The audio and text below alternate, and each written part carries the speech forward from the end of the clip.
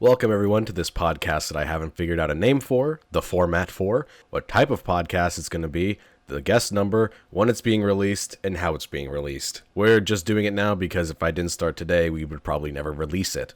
I'm Cvit, or Cvit, whichever you want to call me. I make really unfunny YouTube videos that people seem to watch, so I keep making them because I need the validation of the numbers going up in the nice comments. I'm here with my co-host, Rada. Introduce yourself.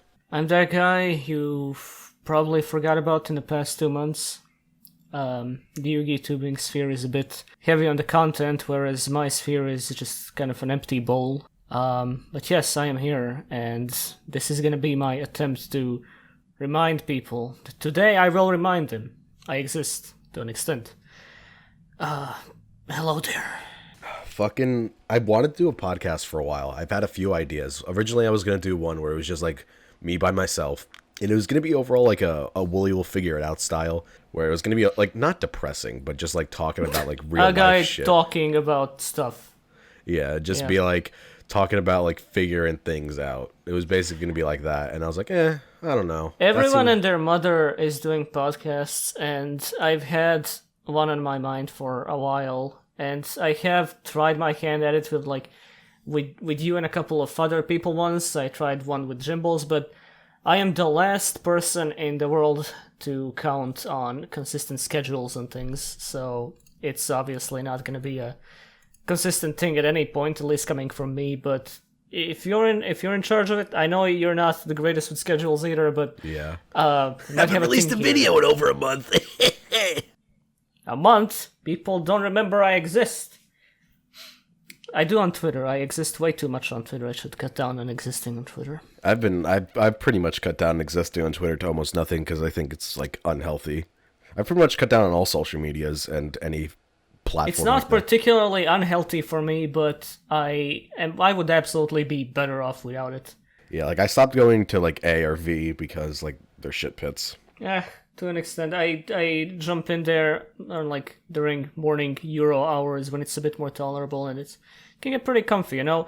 I still think Yumeniki threads to this day haven't been soiled. Because the DMC5 threads are good. They're rare, but yeah, absolutely the DMC Hive threads are the height of that fucking website at this point. But besides that, I mostly just hang around Twitter like the absolute social media deprived idiot that I am, because I'm not going to use Facebook because I have rarely seen a site so popular be so bloated with garbage all over it. I don't use, what is it? What do the kids these days use? Pinterest? Is Instagram count as? Is that how people interact? Instagram is a thing. Do they interact on Instagram, or do they just share memes? I don't know. Instagram has one of the worst comment sections I've seen in my life, at least like comment section formats. Which is just your username is bolded and then your message follows exactly after the username, and it's all jumbled up in one place. And it's really like passive when it comes to interaction. You just post pictures of shit on Instagram and then you're done with it. And if you're conventionally good looking, you're gonna get ahead in life, kid. And you're gonna be invited to Fire Festival 2. Isn't that actually happening? I don't know if it's happening. I just remember that after Fire Festival they had a poll, and 70% of these dumb kids responded that they would go to another Fire Festival if it was handled right. So yes, these are all absolutely insane people. Yeah, I was just saying, didn't that turn to Lord of the Flies? Oh, you didn't hear about it? Did you not watch I heard from the Castle Super Beast podcast. I have not watched the documentary. I watched the Netflix documentary, but I didn't realize the Hulu one was essentially like more info. But yeah, I watched that disaster unfold online back when it was going on. Same with Dashcon. I'm not sure if you're That's the one that was the Tumblr run thing, and it was just like a warehouse with a ball pit, right? A warehouse with a ball pit and then chaos. I mean, not necessarily chaos in the level of Firefest, but people weren't like scrounging for water, I'm assuming. People were not scrounging for water, but it was a gigantic scam. I think one of the best jokes I read about it was, how do you call a quick scam? A dash con. I've seen a theory, because DashCon was back in, 2014? Has it been that long? I thought it was, earlier than that. Maybe it was 2013. and then Firefest was in 2015 or 16. I know there was a certain amount of time that passed between these, and then there's going to be a Voltron convention this year. That's gonna and end people are horribly. theorizing that that's gonna be the fandom apocalypse. I'm scared for the voice actors if they go there. I cannot imagine what a room jam-packed with Voltron fans will look like. I mean, back before Voltron Legendary Defender, that room would be 12 dudes, 8 of which are really fat and have extensive knowledge of every single spin-off that has ever been. And I would be one of the other 4 dudes being like, I watched Voltron 3D when I was 5. But now the Voltron fanbase is like synonymous with everything terrible about Tumblr and that type of shit, so that's gonna be a sight to behold, I think, when it unfolds. Yeah, I'm genuinely scared for the organizers and the voice actors if they go. I don't know if it's official. Then it's double bad if it's not official. That shit's gonna if it's gonna be DashCon too. Unofficial Voltron fanbase gathering without any relevant thing to show. Is that show actually still going? Because I know it was a disaster in the last 2 seasons. I haven't been watching any shows at all. Like, I've just completely dropped anime just because it's like, it always disappoints me. I'd rather just read the manga. I dropped anime because I'm literally too straight up lazy to sit down and watch things. I haven't caught up with Mob. I have barely caught up with JoJo. I only keep up with JoJo because me and my friends get together and watch it every Friday. Yeah, because you have people over there to watch it with. I live in backwater Eastern Europe. But I mean, before we met up in person, we would just go and watch it online. We just count down. That was back in like 2012 when the first season came out. We were just watching it on like Kiss Anime. That's the good shit. I used to have a group of friends I'd meet up with every Saturday, and God, that was actually a pretty comfy group of people where we would meet up every Saturday at some dude's house in like his giant basement, and there would be a lot of weird sex shit going on, but besides that we would just sit down and watch an anime movie on his little laptop, and people would have to like scrounge up between each other to just see anything. And I think the peak of my time in there was watching the second Gurren Lagann movie with a bunch of people and them reacting to the galaxy throwing and shit, because Gurren Lagann is great like that. I haven't watched the Gurren Lagann movies. Are they just recaps or are they new things? They're weird because they're essentially recaps with better climaxes.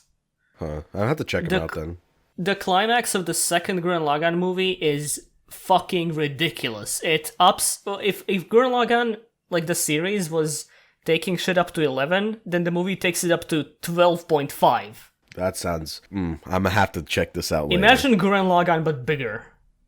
How do you get bigger? You'll see. When you check it out, you'll see. You don't have to watch the movie. You can just look up Lagann Hand Final Battle. The one thing I will object to, well, not really object to as much as it's a weird pet peeve with the movie. I'm not gonna say who dies for people who haven't watched the show, but most of the cast who dies in the second half of the series survives in the second movie. Oh, that's weird. Oh no, I don't like that. But that one guy that dies in a really hype climactic scene, he dies for good. Oh, okay. So that scene is still there, I'm assuming, with the absolutely. Fade. Okay. God, that fucking show's finale is just like so good.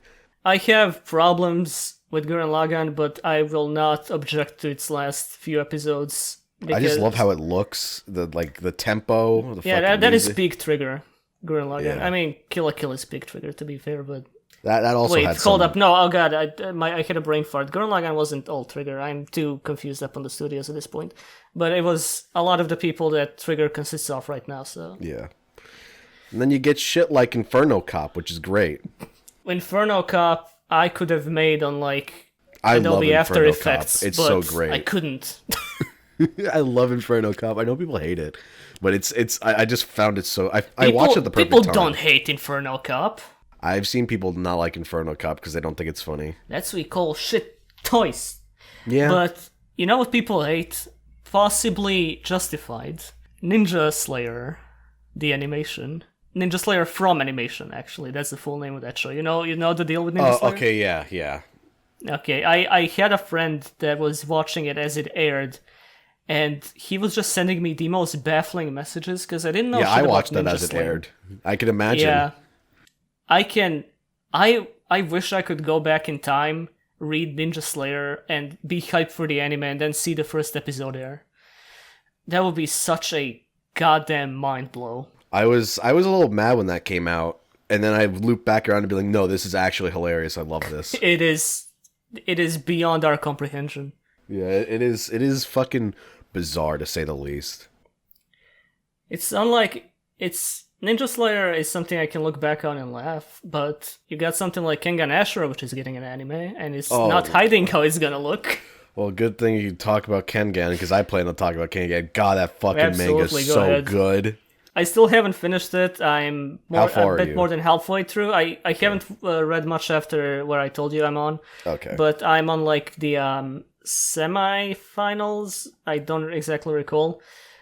But yeah, translating that type of manga to CGI is not gonna go over well. Because, it looks like shit. CGI is not by default the bad thing, but when you apply it to a manga that has some of the most stunning fight choreography and impact detail, and then you compare those exact moments from the trailer to their pages in the anime, and it's embarrassing. Like, specifically, the moment when Oma essentially, like, stabs Sekibayashi with his fingers in his throat. Yeah. In the manga, that was an amazingly... that was an amazing panel in the manga. I don't know how else to say this, but the point of impact, the direction of that scene, all just, dare I say, KINO. But then you see that exact scene in the trailer. They put it in the trailer, and it's just...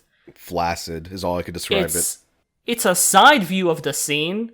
Then, like, the screen flashes when his finger goes through, and that's kind of it. You don't get any dynamic camera angles for this shit or anything. You just have your fight, dudes. Looks like a janky-ass PS3 game. It looks so shitty. It looks fucking awful. I kind of want to make a video on it, but it's just like, if I was, it'd just to be, don't watch Kengan Ashura anime. It's fucking bad. It's poo-poo looking. It hasn't aired yet. I've heard people say it's not nearly as bad as the trailer made it out to be, but I'll believe it when I see it. I mean, I'm just gonna, if I do end up making a video, it's basically just gonna be read Kengan Ashura, which I've thought of for a while, but I have no idea how to like format a video where you talk about manga panels. There's also not much you can say about Kengan Ashura in a video besides the fights are so good you have to read it. The fights are super good. All the characters are super weird and likable, even if they're like huge fucking assholes. Like you like to hate them. One thing that stands out to me about Kengan Ashura is I am astounded by how much screen time even the most irrelevant jobbers get in that manga. Oh, it's insane. It's like legitimately crazy. You have that dude you straight up thought died in like chapter 2 or 3, the Russian guy, and he shows up like 100 chapters later just doing stuff. Yeah, I was like, when that happened, I was like, who are you again? Yeah, and I remembered him because it's like, oh, yeah, okay, that's cool. And sometimes it feels a bit overwhelming because they keep reintroducing characters you thought were like gone for good. But no, it's like if you see a dude in this manga that has at least a voice line, he will absolutely appear again at some point, and that's funny to me. Yeah, it's really fucking... Oh man, those fights. You haven't gotten to Oma versus Ren or Rain, I don't know how to fucking say it. The fucking older dude, I keep forgetting all their names. Kura clan or Kuga clan? I can't remember. Oh, correct clan, Ryan. Yeah, right. Okay. I've absolutely been there, yeah. Okay, you've been through that fight. That fight is like the fucking peak. And then, dude, the Fang of Masudo is so fucking cool. How do you beat him? Listen, I'm not gonna spoil on who wins wherever, but it should be pretty obvious that Fang of Matsudo plows through the roster. But Gaolang was one of my favorite characters in that manga. Well, is one of my... He doesn't die yet where I am, but Gaolang's design, specifically, I may be biased, because in one of those notes where they talk about their character designs, which are really cool. Those pages are super interesting. Usually those are taken up by like shitty memes by translators. No, but these are great, and I think I'm a bit biased towards Gao Lang because first of all his boss, the emperor dude from Thailand, is pretty hot, and the other reason is because his design was inspired by the original base form Broly, which I think looks really cool. And then I look at Gao Lang's expression in the manga and his like build and the small pieces of jewelry, and I think, oh yeah, that really does look like old Broly. That's fun, especially for like a stoic boxer type of character. Dude, Kuroki is so cool. The Devil's Lance. I love that. That's the one thing I love about this, because I'm terrible with fucking names. Like in real life, I'm terrible with names. I can remember a face forever. Yeah, they have the titles. Yeah, they have their titles, and all their titles are sick.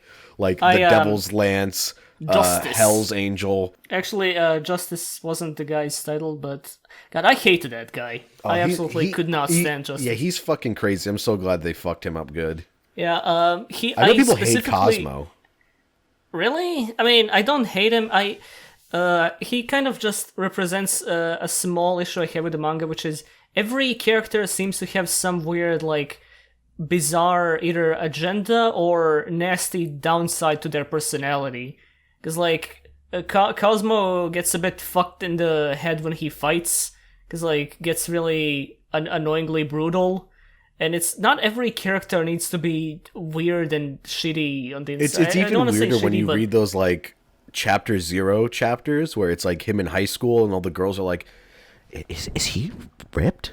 He looks really ripped through his shirt. Like, I didn't read those yet. Yeah, those are pretty funny, because it's just, like, him talking about boxing with his friends. You mean, like, the at the ends of volumes? Or do you mean, like, the side manga called Kengan Ashura Zero? I don't know, because they're just the first things on manga decks. Oh, okay, because Kengan Ashura Zero is like a separate manga that has some backstory to characters, I think. So it could be out of those. I don't know. Regardless, I don't know. It's just that's what if you go to like manga decks. I don't know if they've changed it since I've last read it, but like if you go there, you just start there. It's like there's the Cosmo one. There is there's someone else. I can't even remember any of the other ones.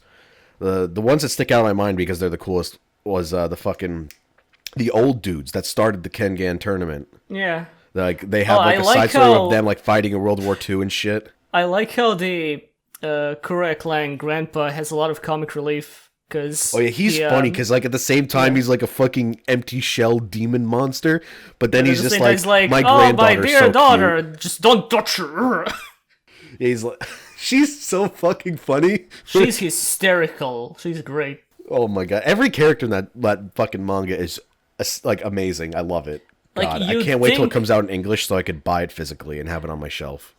I would, on all pretenses, I should hate Oma, because I generally can't stand characters who are silent, weird, stoic, and their desire is to become really strong.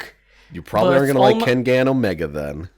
Oh, okay, I didn't get there yet, but if it's anything like Kengan Ashura where it does a lot of weird little quirks to his personality, I'll probably like it a lot more because... He's not really stoic. He's more like a fucking psycho where he's just like, I gotta get the strongest. Yeah. But he sucks. So it's kind of interesting in that dynamic where like the first fight you see him, he gets his ass kicked. Just, I like, regardless of how... God, how do I say this? Regardless of how dull a character's kind of base personality may be, I am absolutely able to be entertained by them if they are given a lot more human traits in responses to certain situations. Like, one of my criticisms of Yusei, for instance, is that he barely reacts to things. He nearly always has the same facial expression, same attitude and mood about things. He doesn't get... Like, beyond filler comic relief scenes, you don't really see this guy evolve much, especially past the first 2 seasons. And I can talk all day about 5D's like second half, but we're not gonna do that today. I still have not watched the 5D's second half. I finished the first half. You're not missing out on much. You can just watch the summon of shooting Star Dragon and shooting Quasar Dragon. And I did already because you told me to like months ago, and I was like, right, that's pretty cool. Yeah, I wish it was spent on something better. Anyway, but yeah, if you just give characters some like human moments, like Oma hiding from Carla, or Because he's like a fucking weirdo and doesn't understand what sex is. that entire moment where she just comes up to him the first time and everybody's shocked, and then the scene pans to him being the most confused out of all of them was hysterical. It was great. It's great. He's like a fucking... He is the character, like the stupid sheet where it's like, Snake, Doom Guy, Dante, don't know what sex are. No, Oma is that. He's just a circle. There's no Venn diagram. He's just like, It is very... They are mostly two-dimensional, but they're entertaining two-dimensional. They don't need to be super complex or anything. It's a ridiculous fighting manga where people punch at light speeds and slam into walls for like every single fight. But it's fine. That's good. You know, I can look at the ridiculous what is it? Was the guy from Vietnam? The guy that yelled a lot? That was his thing. He yells and he fights for his village. He's friends with what's his face? The Iron Bone Man, right? Yes, the guy whose backstory is that I got hit in the face with a fucking sledgehammer for days on end. I my developed bones are the now ultimate metal. skull by getting hit with a sledgehammer to the face over Microfractures and over. are real. That's a thing, but not to that degree. That's like what... Probably not how it works. So there is a lot of... People compare the series to Baki because it's a lot of ridiculous dudes with weird powers taking each other on in an arena, and it's weird. But I honestly think Kengan is... Well, not to say that they should be compared to that extent, because Baki has a very clear start, middle, and end. Kengan has a very clear start, middle, and end, and Baki's just going on forever with increasing amounts of bullshit in its story. I have not read Baki, and you sent me that picture. It said, "Now that you are out of urine, how do you expect to escape the what the fuck?" Okay, was it? I'm gonna is picture that? Please hold up.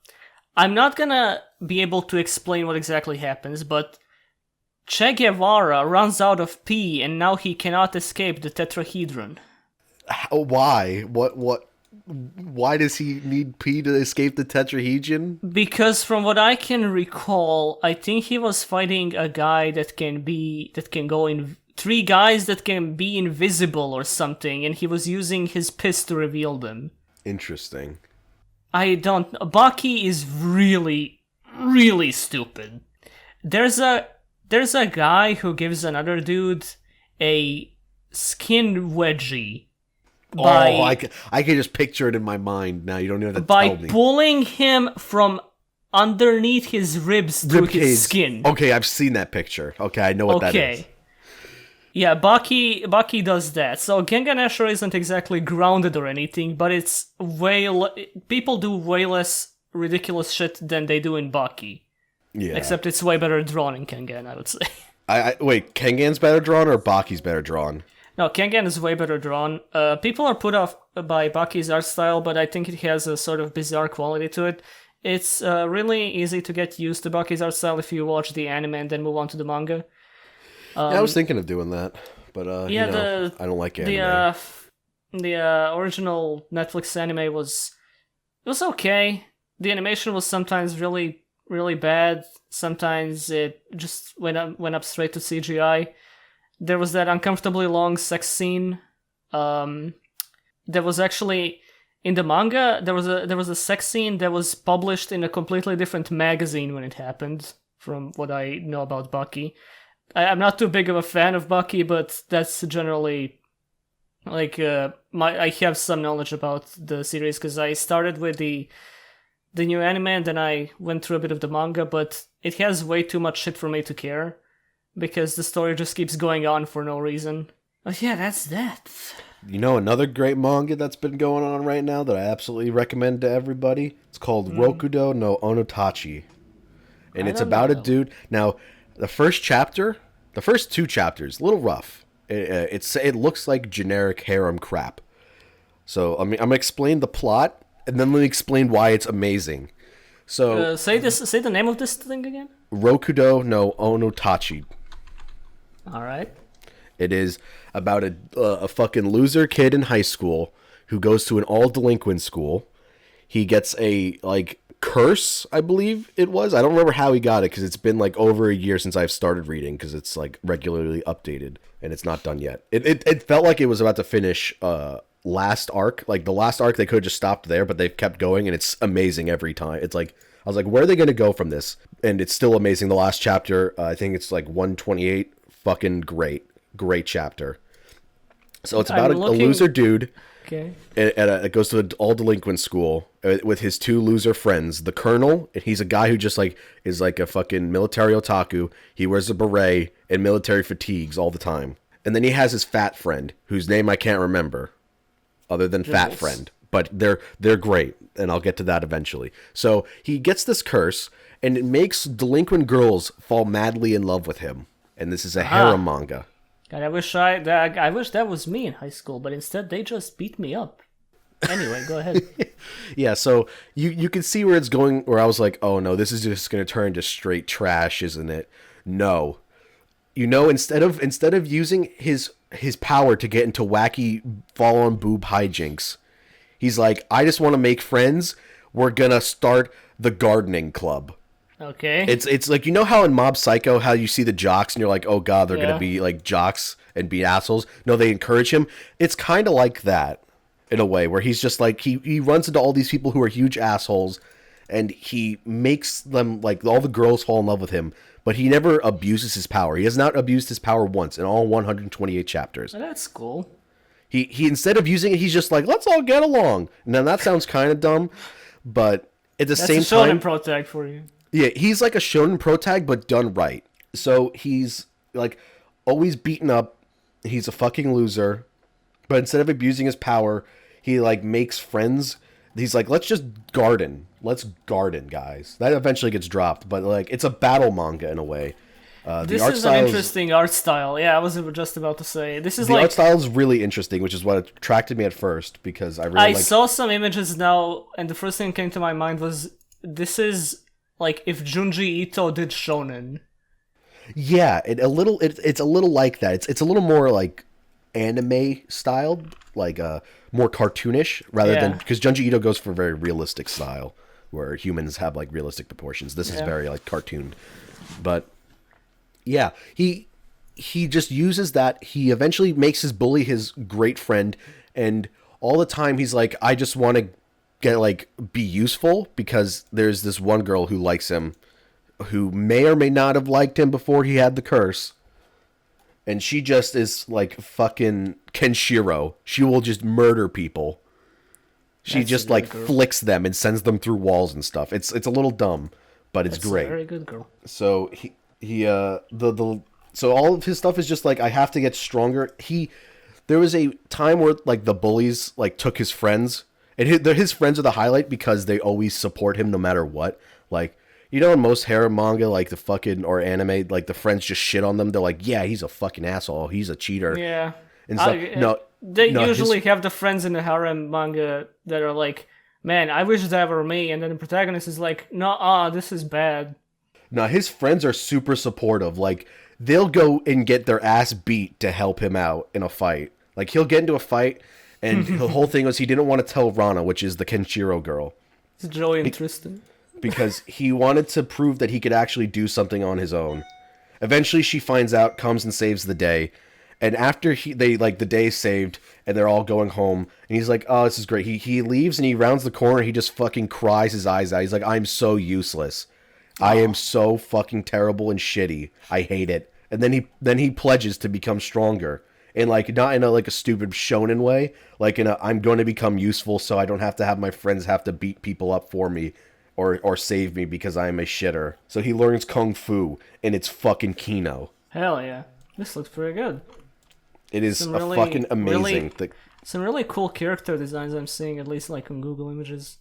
I've is that an office lady? I think I know why Cvit likes this one. I've been wanting to make a video on this for like 2 years now, where office it's just ladies? like subverting expectations. Oh, because it's like it sets up like, oh no, this is going to be generic anime or harem trash, and then every single harem trash trope they shit all over, and they're like, nah, that's fucking dumb. It's great. It's so good. Neato. There's so many great characters. Like they meet a biker gang. They meet a fucking like the elite four of the school, and they're all crazy. It's great. That's great. Absolute recommendation. I can't vouch much on subversion of harem anime tropes because I don't watch harem.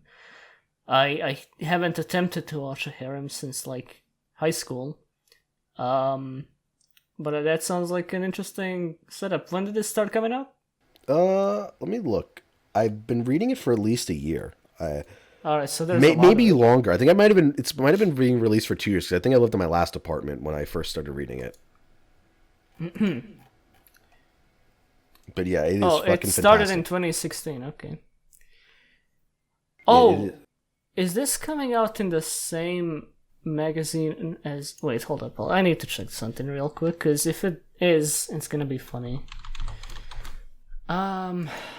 Okay, it's not. Never mind. I thought this was coming out in the same magazine as DeadTube, but it's not. So I have nothing to add to that. Besides, don't read DeadTube. I've talked about this to you guys before, to you, Jimbles, and some other dudes, because for some reason I thought I'd sit down and read DeadTube one night, and then I stayed up until like 7 a.m. reading the entire thing. That was the worst manga I've read through in its entirety. I don't know what kept me going. It's probably like being impressed by how stupid and terrible it's making up new like stories. Because do you know the concept behind DeadTube? It's like you kill people to get likes on YouTube, like their YouTube stuff film equivalent thing. There's a website where you can post any kind of video, which is like crimes included, and whoever gets the most views on a video in a week gets a reward. But whoever Do we gets know what the the least, reward is? From what I can remember, it's like oh god, I think I forgot exactly. It's usually like straight up cash, I think. So the cash comes from somewhere, but the person who gets the least views on a video in that week has to essentially pay for all the crimes committed by the people who uploaded a video that week. So it's this like really interesting and bizarre setup that's exclusively used for complete and utter schlock of a manga. Because at first it starts really interesting. It has a really ominous and dreary first chapter. I remember reading the first chapter after you told me how like weird it was, and it felt uneasy because there's not a lot of dialogue in that. Yeah, it was very eerie, and the payoff to like the build-up was amazing, and I thought I was in for a really good horror manga, but it is borderline shonen level in stupidity. The main girl is straight up a ripoff of Yuno Gasai, which is not a very good character at all. So you have a crazy yandere girl who wants to fuck the protagonist, and the protagonist is an awkward boy who gets boners for murder or something. Ah, okay, and I see. So it's a deadly duo out to dethrone PewDiePie of DeadTube, and they go into all kinds of weird, murderous hijinks and stuff. That sounds weird. That reminds me of this. There's this other manga that's like a horror manga. It started off kind of trashy, but it's kind of caught my interest because it turned into like sci-fi shit. But it was like there's this disease, and it's basically the yandere disease. And it only affects it affects the male main character. So it was like, oh, okay, this is a little different. It affects anybody, but the main character male was the one that affected it. And it gives you like superpowers, so it's like it starts off really schlocky. I mean, it's still schlocky to begin with, but it was like really trashy at first. But I just couldn't look away from it in a way where I just kept reading it, and I was just like, what is going on? Like, he accidentally like broke a rooftop of a building by how strong he got because of this crazy love disease. It's so dumb, but I couldn't look away. But to talk about an amazing horror manga, well, this is a webtoon, but it's still amazing. This author, I believe this is actually the owner of Line, the messaging board. Oh, yeah. I believe it's him and his friend or an artist he hired, and They had one manga or webtoon that finished in English last year. It's called Bastard, and it's about a boy. Oh, I know what Bastard. Hold up, actually, never mind. I mixed it up. Go ahead. Yeah, it is about a boy who is crippled. He has a glass eye. He has valves in his heart, and he has pins in most of his bones because they're all brittle and broken. They've been broken horribly. So he is a shit tier. Like, I can't do anything. But his father is a serial killer, and he makes him be his accomplice, or he'll kill him. And that's all I'm going to say. It is about, like, I want to say 200 chapters, but it's webtoon chapters, so there's a lot of open space between actual image panels. Looks like a webtoon. This is the only webtoon, besides his other manga called Home Sweet Home, which I'll get to in a second, that I think really uses the fact that webtoons space out their images so well. It builds up so much tension. The art style is really nice. At times it looks like just wet paint, and it looks fucking really cool. It is super. It's more of a thriller rather than like straight up like, oh god, oh Jesus Christ, fun. this is horrifying. So if you're in more of like a thriller, because it's like cat and mouse, because eventually he's like, I don't want to be your accomplice to serial killers being a serial killer anymore, and it just goes fucking insane off the rails. Like, oh god, my life is being ruined. This guy, my dad is insane. I can't fight him because I'm a cripple. And he's like a rich business CEO in Korea, and he's got like so much power and pull everywhere. It is an absolute must read. And then his other manga, which is going on right now, which is not finished, called Home Sweet Home. Same art style. Character looks a little bit like the main character from Bastard. He is about to kill himself. Like he sets up a day. He's like, all right, 2 weeks from now, I'm gonna go see this dumb anime movie, and then I'm gonna kill myself. Same. So as things start getting weird, and people just start turning into monsters and going crazy. Like, people are bleeding from their eyes and all sorts of shit, and they just turn into disgusting freakazoids. Like, it starts almost like they take like one aspect of the person and then amplify it into a monster. Like, there is this, in the SpongeBob episode where it was the Olympics that Patrick got rode in on that big guy. He goes, ah. Yeah, so there's, like, imagine a monster like that, but it has a baby face and it's pure white. I'm going through Google Images for this webtoon, and I saw this guy, and I was holding myself back from laughing because that looks ridiculous. It looks ridiculous, but it's horrifying because it is incredibly strong. It was originally a guy who was an athlete, like a track runner. So I'm sorry, the image I saw on Google Images when looking up this thing is just this guy saying bench press, and that is a guy that goes to fit 24/7. I can respect that. Yeah, here, just like the image, because I'll have it overlaid in the video later. Yeah, there's tons of like weird monster designs. Like, there's just one that's like an eyeball head. Like, there's one that has no eyes, but it's all about sound because it's like top of its head is cut off, and it's really these weird. These are really cool designs. Yeah, the monster designs are fucking amazing. I want to check this one out. Yeah, I definitely recommend reading both of them. They're excellent reads.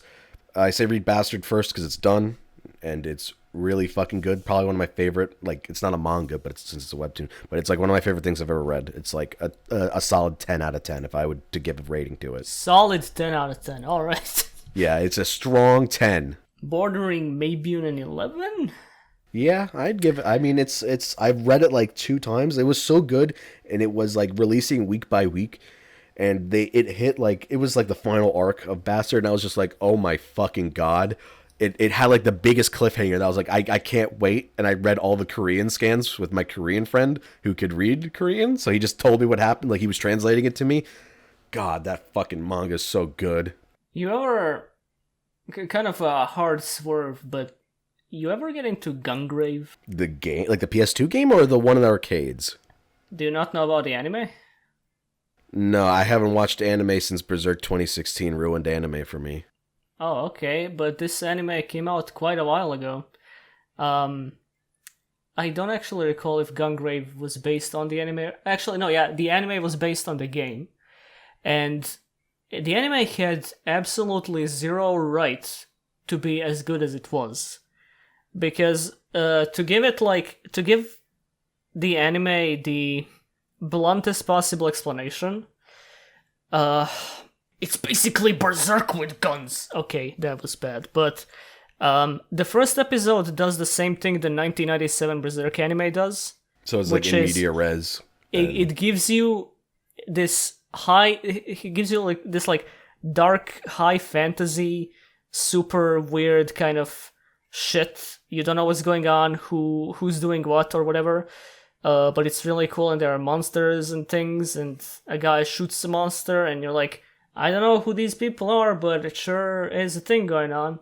And then the second episode, it's several years before, and it's a mafia thriller. Oh, that sounds fucking sick. You have gotten my attention.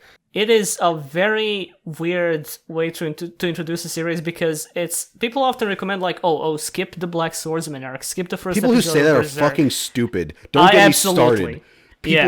Those people don't understand the story. Who say skip Black Swordsman, it doesn't matter. No, you are so fucking wrong. But Gungrave does the same. Do not skip the first episode of Gungrave, because it sets things up in a way that not only will the following episodes hold your attention because they're so really well written, but because you know that at some point things are gonna go so down south that it results in what happened in the first episode. Because it goes from a completely down-to-earth, realistic city-level mafia thriller to Helsing. And you just want to know, how does that happen? I remember a few people in the Chuckle Hut recommending me to get the PS2 game, because I was talking about how I bought a PS2 recently, because my backwards compatible PS3 kept breaking when I tried to make videos for it, because that had a terrible design flaw where it would, if you kept using the PS2 emulator part of the PS3, it would just meld it together because it would get way too hot. So yeah, that happened 3 times. I went through 3 separate PS3s. Luckily, I had warranty on all of them. But or no, I didn't have a warranty on the first one. I had to go fix it, and that was like $100, but that was whatever. I eventually fucking just said, fuck it, I'll get a newer PS3, and I bought a PS2 for like $40 on eBay. I'm thinking of getting a PS3 soon, just so I can play some collections and some games I missed out on. I need to fulfill the chapter of my life where I still didn't play Ashura's Wrath. I really need to get around to it. Better hurry before the marketplace before it disappears forever. Yeah, before the ending of that game disappears for literally ever, because the ending is DLC. Go fuck yourselves. It will be such a completely reasonable idea to re-release it as a full thing, but oh well. I would love to have a PC port of that game. Yeah. There's a bunch of like old school Squaresoft games that I would love to have PC ports on Steam, like Parasite Eve. I would love to have a Parasite Eve PC port. That'd be great. Bouncer on the PC? Yeah, Bouncer. Bouncer. Yeah, Bouncer. To go back to Gungrave just for a second, there is a new Gungrave game being developed for the PS4. That sounds called sick. Gungrave Gore. Very, very on point. But the thing that struck out to me was that the developer described the game as, and I am being full dead serious here, and you're gonna tell me if this tells you anything about the game. He describes the game as transform full break gun action. That sounds amazing, and I want it now. That's like high-speed robot action. This is what I need. Yeah, but this is transform full break gun action. I don't know what any of this refers to. I don't even know what that means, but I want it. Apparently, full break action was apparently something from the original PS2 game. So now you get transform and gun. That's like 2 more things. So it's gonna be twice as good. That sounds amazing. Do we have a release date? We have no gameplay or release date, only a teaser. Okay. I imagine it's gonna be shovelware, but it may not be because apparently the second game on the PS2 was great, so we're gonna wait for that. But yeah, get hyped for Gungrave Gore. Transform, full break, gun action. The only thing they needed to add to this whole thing to make it like a holy union of English words Japanese people like to use in video games is like limit or critical. Well, they said break. Yeah, they said break. Yeah, they said break. If I'm waiting for a Japanese game called EX Critical Limit Break or something. Have you read the full title of Under Night in Birth? Yes, I know. That is so far a pretty good contender, but I don't see any break in that title. It's 45 words. I think break is in it. Wait, actually. what? Oh god, yeah. Oh, the full title. Oh, I'm aware. Yeah, Tenship showed me that. Horrible. They have to be completely self-aware when they name a game that. I don't know. I mean, Under Night is very chuny. Yeah, I'm Like, trying to find all a of high-res that picture game- where I could read the full title, but it's a little hard. That game it's is just like a fucking Bible verse. I don't get it. It's supposed to be. Like, you don't make a game with those aesthetics and that name and not be completely thinking like, this is so stupid, I'm having so much fun drawing and writing all this crap. To go back, because I want to give one last manga recommendation. Kaguya-sama, Love is War. The anime is airing right now, and everyone's loving it. I watched the first episode, and I think it's okay. It's this is going to sound really pretentious, but I think the manga is better because the art style of the anime, while good, does not fully transition like how amazing the art of the manga is. Like, there is like the expressions in the manga are so funny because I can't remember the author's name, but he originally wrote a horror manga before this called Ib Instant Bullet. And that is a fucking horror manga, so everybody's got like spooky horror faces and murder and bullshit. I hope that gets continued because I kind of got axed, but that's besides the point. Yeah, Kaguya-sama, Love is War, is so good. That manga is fucking KINO. It is the last arc, the fucking culture festival or whatever. The ending to it, I can only describe as amazing and 10 out of 10.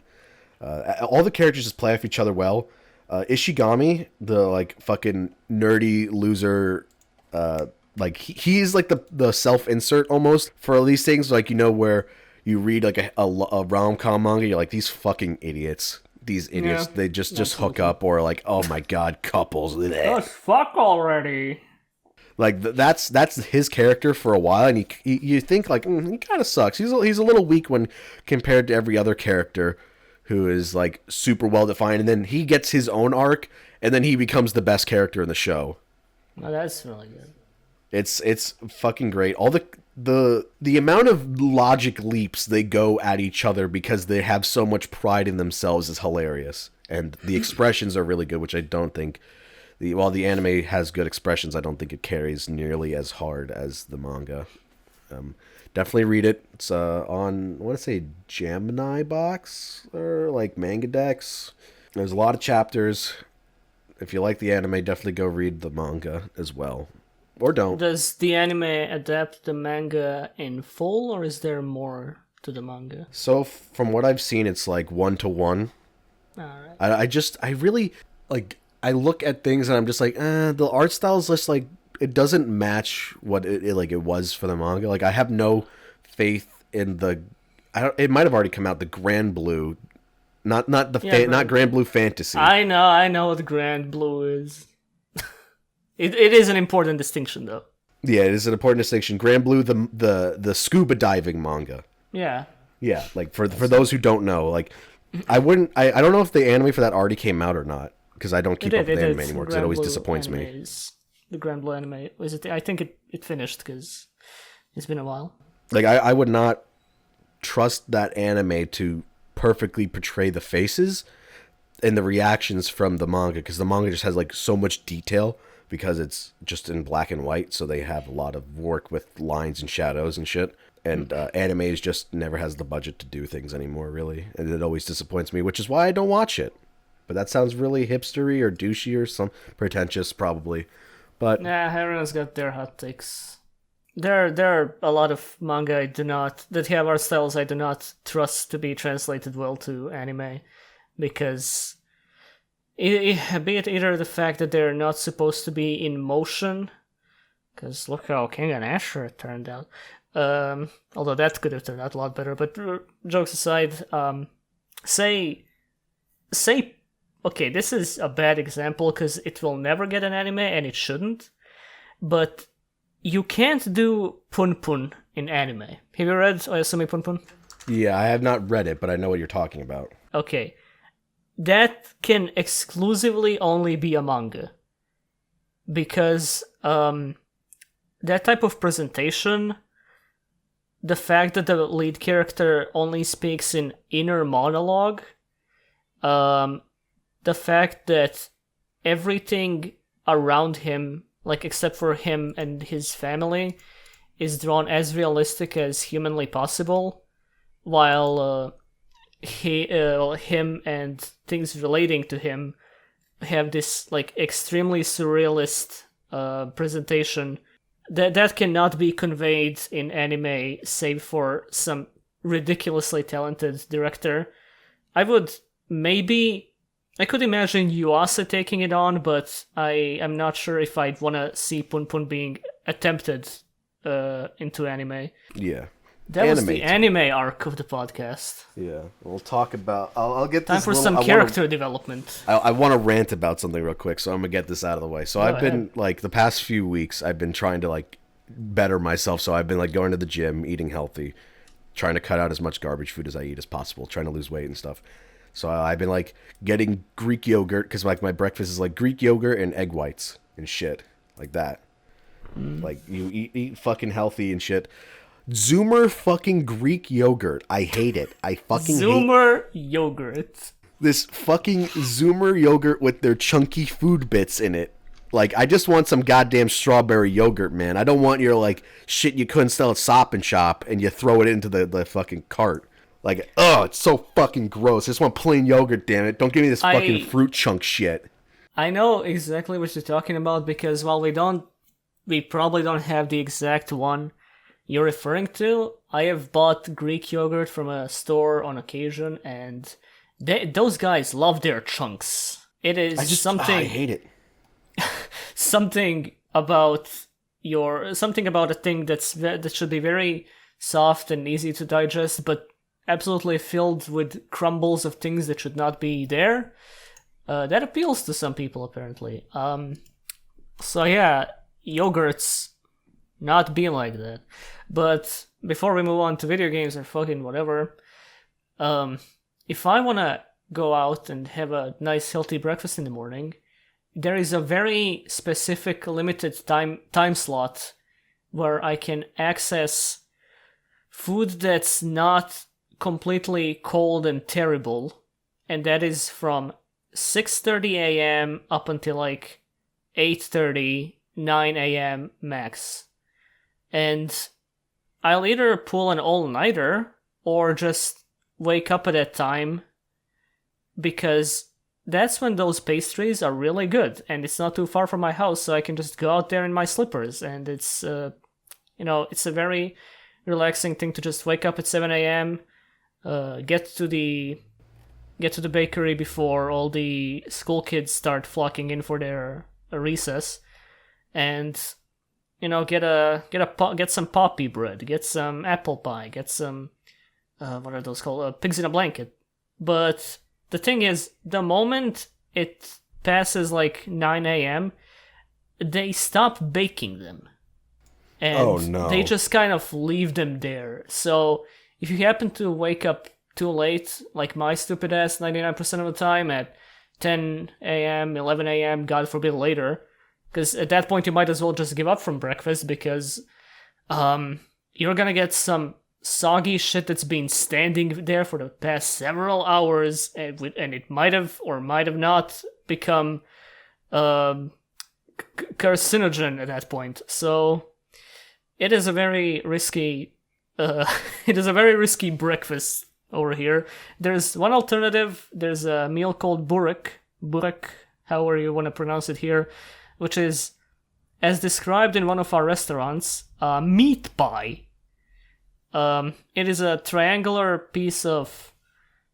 well, it doesn't always have to be triangular. It can sometimes be like a snail, but it is... God, how do I describe this?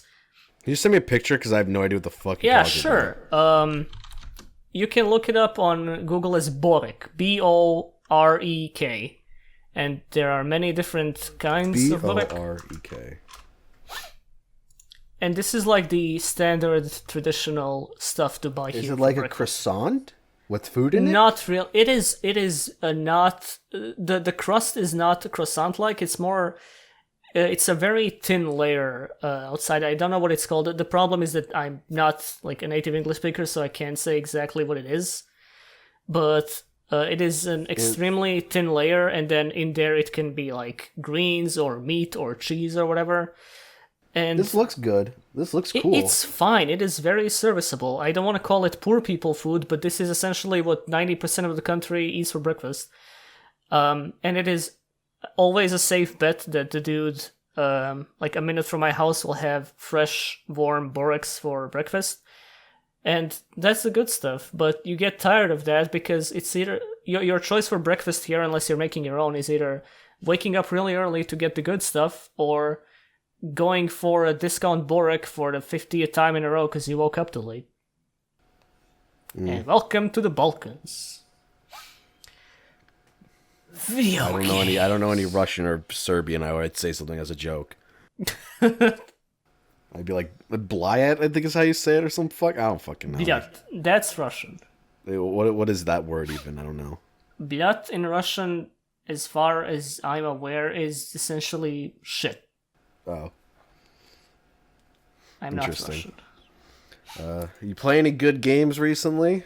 No! I've played many good games recently. I've beaten one actually today. You were there while I was beating the game.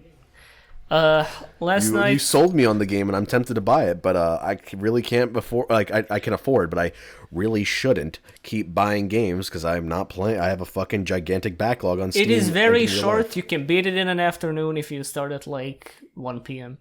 So Toho Luna Nights. Stick with me here. It's a Toho game. Yeah, I don't know shit about Toho. I seen a Toho before. One is red. And she's got like things Toho around her like hair, like little like scrunchy looking things that are like red and white. That's a Toho, right? I don't know. I don't know if you've seen Reimu or Flandre, but it sounds vaguely like Reimu. But that sounds like a name I've heard. And then there's one with like ice things on their back, because I know from Salty Bet. Okay, everybody knows. My extensive knowledge of Toho is from fucking Salty Bet over the years. I have been exposed on and off to Toho over the past several years. I know more than you. I don't know much, but last night, I don't remember the context, but I've been informed that Toho Luna Nights is a game on Steam now, and that it is very good. So I checked it out, and I almost noped out of the thing when I saw the Metroidvania tag, since while I'm a fan of fast-paced 2D action platformers, I generally can't stand Metroidvanias because it's not fun for me to get to one side of a map, acquire an ability, then hunt for the pixel on the map where that ability can be applied so that I can progress through the game or find a secret. I have terrible sense of direction, so I'm usually terrible at Metroidvanias. I'm currently lost in Hollow Knight, which is why I haven't finished it yet. That is why I'm not approaching that game, because I heard it's absolutely obnoxiously gigantic, and it's not. It I'm doesn't enjoying hold the your shit out hand of with it. the map I'm just at all. fucking lost as hell. It feels good to play. Like the controls are nice and tight. I hear everything like good about Hollow Knight, but from what I've heard about the way the game does its map and exploration, it terrifies me because it doesn't hand you a legitimate map until you work for it real hard. Yeah. Okay, so Toho Luna Nights, I read some reviews on Steam, and one that struck out to me mentioned that the game is a lot more Vania and a lot less Metroid. So I thought, alright, I'll give it a spin. Sakuya is a cool character. That's the time stop one, right? That's basically Dio. That's the Dio. Which I know is going to piss people off. It's going to piss people off, but not anymore, because we're not going to mention it at all after this. So, God, the moment a YouTuber finds this game, it's going to be terrible. Am I a JoJo reference? I kind of want to make a video because I'm seeing GIFs.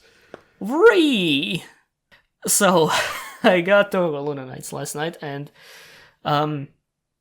naturally the music absolutely slays, because it's Toho. It's a fan-made game by a team that makes exclusively Metroidvanias, apparently. I haven't heard of these guys before. They made the Konosuba game, the promotional game. The Mega Man one that we still haven't gotten in English, but there's like a fan patch? Apparently. Yeah, I think that's the one. That game's awesome. They made that. They made a Strange Journey Redux tie-in game. Never heard of it. Yeah, you play as Jack Frost and is it another Jack Frost or Black Frost? I don't remember. But you play as two Shin Megami Tensei demons, and it's also Metroidvania. And they made a bunch of other Metroidvanias, and they're working on yet another one. So yeah, these guys can make exactly one genre of game, but they do it really good because this game is only like 6 hours long at most, but it has entertained me from start to end because it's very light on the Metroidvania bullshit. It's most of the time very clear where you're supposed to go, where the secrets are. Just you have to think just tiny bit outside the box. Your default attack is a really quick spam of knives, which is a pretty good way to approach combat since I'm usually a fan of more direct melee type thing. But I like the way that your attack arc in this game is really high and that you can just kind of take care of things from a distance while making it look really cool as opposed to just shooting a gun from a spot until a thing dies. The whole game is just, it has a really sick presentation because of the music, the animations and everything are great. Just Sakuya in general looks amazing. And the main draw is that you can just stop time. And I love myself some time powers. Time powers in this game are absolutely sick because for one, you can slow down time. And the way this plays into the mechanics of the game is that while enemies are shooting projectiles at you, or while you are going past enemies, if you only slightly graze them, as in get really near them but not touch them, you will recover some HP. And this is your only method of healing in the game. But this doesn't happen if the time is stopped, only if the time is going. So you hold down the attack button to slow time, and in this slow time you can maneuver around projectiles or go around them to restore your HP. And in frozen time, everything except you is stopped. And in this time, your resource for abilities is, instead of a mana, it's like the time left on the frozen time. So there's this like really elaborate... The game is a very simple action platformer, but your resources of time and mana make for like a really fast-paced and elaborate metagame of resource management. The game is a bit weird with the pacing because at any point you can just freeze time and do whatever, even during boss fights. But I am really, really a fan of how, while the game has no healing mechanics, you can figure out which boss pattern is the easiest to dodge, and then use your slowdown time power to kind of exploit it. And the game feels like it was made with this intention. Because during the final boss, and I'm not gonna say who it is, although given that it's a game about, Remelia, you can some Toho fans can probably tell who it is. But the final boss, for instance, shoots out a bunch of fireballs and can make shadow clones, essentially. So if you shoot down a couple of clones, you're just gonna shoot less fireballs, so you have more time to dodge them. And when there's only a few remaining, you basically find a safe spot and you duck under them so they shoot over you and you restore your entire HP. And it feels like an exploit, but at the same time, the game was obviously designed this way, and I'm a fan of that. And, for a Toho game, it didn't feel particularly difficult at any point. If you want to get into a Metroidvania but aren't too keen on things that will bust your balls through the entire thing, especially for a Toho game, this is a perfectly fine game to go into. Because the difficulty is so well balanced, I never felt like saying, oh wow, this is bullshit at any point, despite the save points being kind of really weirdly scattered around the game, and the castle being kind of annoying to maneuver at some points. But yeah, it is a very neatly tied together Metroidvania. It's very short, you can beat it very quickly. But I really wish that the game gets expanded upon in the future with extra stages or stuff, because there's so many things you can do with these time powers, and I'm kind of disappointed they didn't do more with the puzzles or enemy variety. There is a lot of enemy variety for at least a 6-hour game, but I feel like with more of a budget, a bigger team, they could have had something mind-blowing here, because that's how good these mechanics play into each other. Like, I do not... You're selling me on this game. Stop it. It's really good. I love the way the boss fights work. I know it's good, and but you sold me on Dead Cells, and I still haven't even touched it yet. You just gotta stop selling me on these fucking good games. Don't talk to me about Dead Cells. The new alpha is out, and it added a secret boss and true ending, which you can only access if you beat the absolute nightmare masochism hellfuck difficulty, which only like hellfuck 0.1% of humanity can probably achieve. So is it like Stygian mode in fucking Darkest Dungeon? I wouldn't compare the two, but here's a really kind of summed up way. Because Stygian mode in Darkest Dungeon is go fuck yourself. Well, it kind of is, essentially, because the thing in Dead Cells, it's called 4 BC difficulty, except you have to beat it another time, because, okay, when you beat the final boss in Dead Cells, you get a cell, a boss cell, and when you beat the final boss next time while carrying that boss cell, you get another one, and this stacks up to 5. And you have to beat the game on 5 BC difficulty. And every time you stack one another, the game gets harder. And at 5 BC, there are no healing stations. Every location in the game is populated by endgame enemies.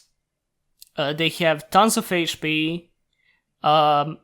You have this malaise counter, which is like an infection, because if you get hit 10 times, you're gonna be losing a metric fuck ton of HP. Bosses hit extremely hard. There are projectiles flying at you all over the place. I think enemy aggro range is increased. Generally, a whole lot of hellfuck. The one assistance you get is that your weapon drops are higher tier, but that's kind of imperative. I assume they'd have to be. You'd have to have high tier weapons to do anything in that difficulty. It's absolutely insane. So I just watched the final boss and ending for myself, because I know my limits as a human being. Like, I have 200 something hours in Dead Cells. I've played since like mid 2017, but I'm not gonna be reaching 5 BC during this lifetime. You're not gonna be like me, who spends 9 hours just to beat the lingering. I mean, I probably could, but there's a point in Dead Cells where you get tired, because you go through a run that's going really well, and then the game just spits a tiny bit of bullshit on you. Yeah, the hardest difficulty is always where you see the bullshit of games in their design. Because Dead Cells is not particularly a well-balanced game. The boss fights in general, because Dead Cells just loves spawning minions during boss fights. Oh, I fucking hate that shit. I hate game design like that. The big squid boy does it. The final boss does it. The true final boss does it. The 3 other bosses don't, but out of all of them, you only face one during the standard route. So you're gonna have to be dealing with a lot of minions during bosses. There's the big squid guy in the dungeon. I would have beat that guy without taking damage so many times by now and gotten that achievement if it wasn't for his stupid tentacle phase, where you're just on the ground. And another thing, adding on to that, is that the bosses have damage caps. So even though your character may be stacked super high with really cool gear and you have leveled up so hard that you're one-shotting everything in sight during stages, the boss is gonna have none of that, because there's a damage cap on the bosses so that you can't hit them too hard. Because they made all these, like, scripted events to happen during the boss fights, and you just gotta see them. Like, what's the point of leveling so hard up until that point then? Because if it's all gonna be capped at, like, what, 5%, 10%? I know they adjusted it recently, but it's still annoying to see your weapons doing way less damage than they should. Still, I love the game. Play Dead Cells, play Toho Luna Nights. I can't believe I'm selling people on Metroidvanias even though I can't stand the genre. Speaking of Metroidvanias, I played my own. I guess you can consider a Metroidvania. The Steam page says it is. I've been playing Death's Gambit. The game by Oh the yeah, Adult Swim that one devs. looks really cool, but I haven't played it. I've been following this game for a while because I remember, I want to say a few E3s ago during one of the indie section spotlights, you just see it for a few seconds and you're Yeah, like, that that's how I pixel know art is it. fucking gorgeous. It is so crazy.